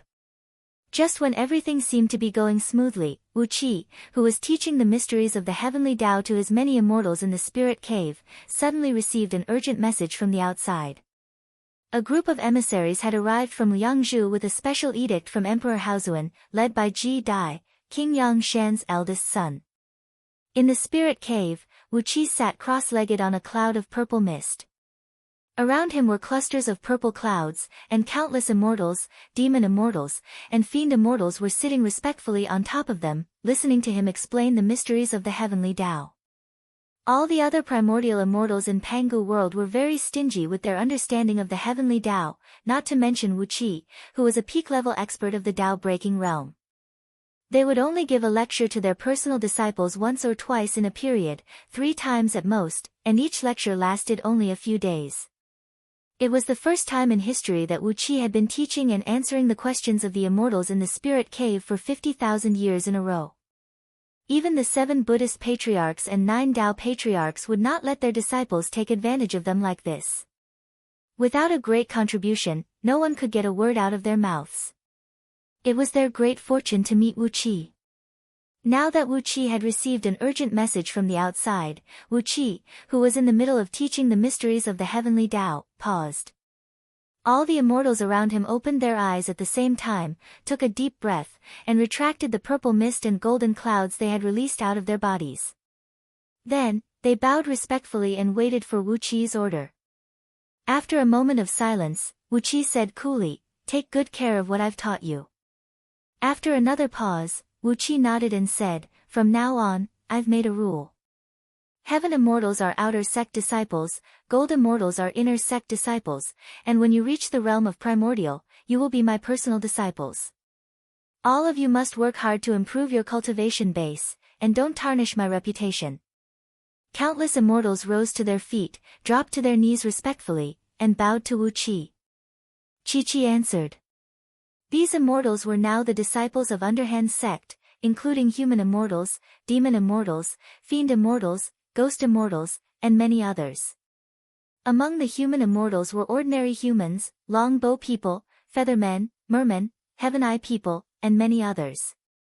While Wu Qi was teaching the great Tao in the spirit cave, a new batch of disciples would be replaced every once in a while. Underhand's sect had developed greatly in recent years, and the overall strength of its disciples was far from what it used to be. With a flash, Wu Qi left the spirit cave. As soon as he walked out of the backyard of the king of East Sea's mansion, Yi Xia suddenly appeared next to Wu Qi. With both hands covered in blood, Yi Xia wiped the blood off her hands intimately on Wu Qi's body and said with a smile, "Bored?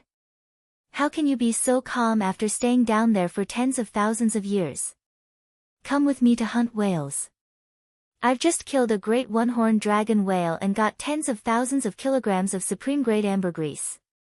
Putting his arm around Yi Xia's waist, Wu Qi smiled and said, "We'll go later, there are guests coming." Interesting. With a flash, Wu Qi left with Yi Xia in his arms and appeared in the great hall of the king of East Sea's mansion in a flash. As soon as he appeared, he heard Yu Qingqing's voice, which was still fresh in Wu Qi's memory.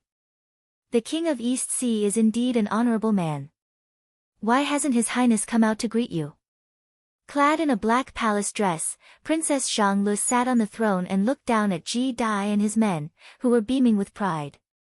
As for Yu Qingqing, who had his hands clasped behind his back, she did not bother to pay him any attention. Wu Qi's silent appearance next to Princess Xianglu startled Yu Qingqing, Ji Dai, and the others. Two old men with faces as thin as mountain elves hurried forward to protect Yu Qingqing and Ji Dai. Two palm-sized supreme towers emerged over their heads, emanating powerful waves of energy that enveloped the surrounding void. Yi Xia squinted at Wu Qi's side and did not say a word. She looked at Ji Dai and his men with great interest, almost instinctively sensing that some interesting prey had appeared.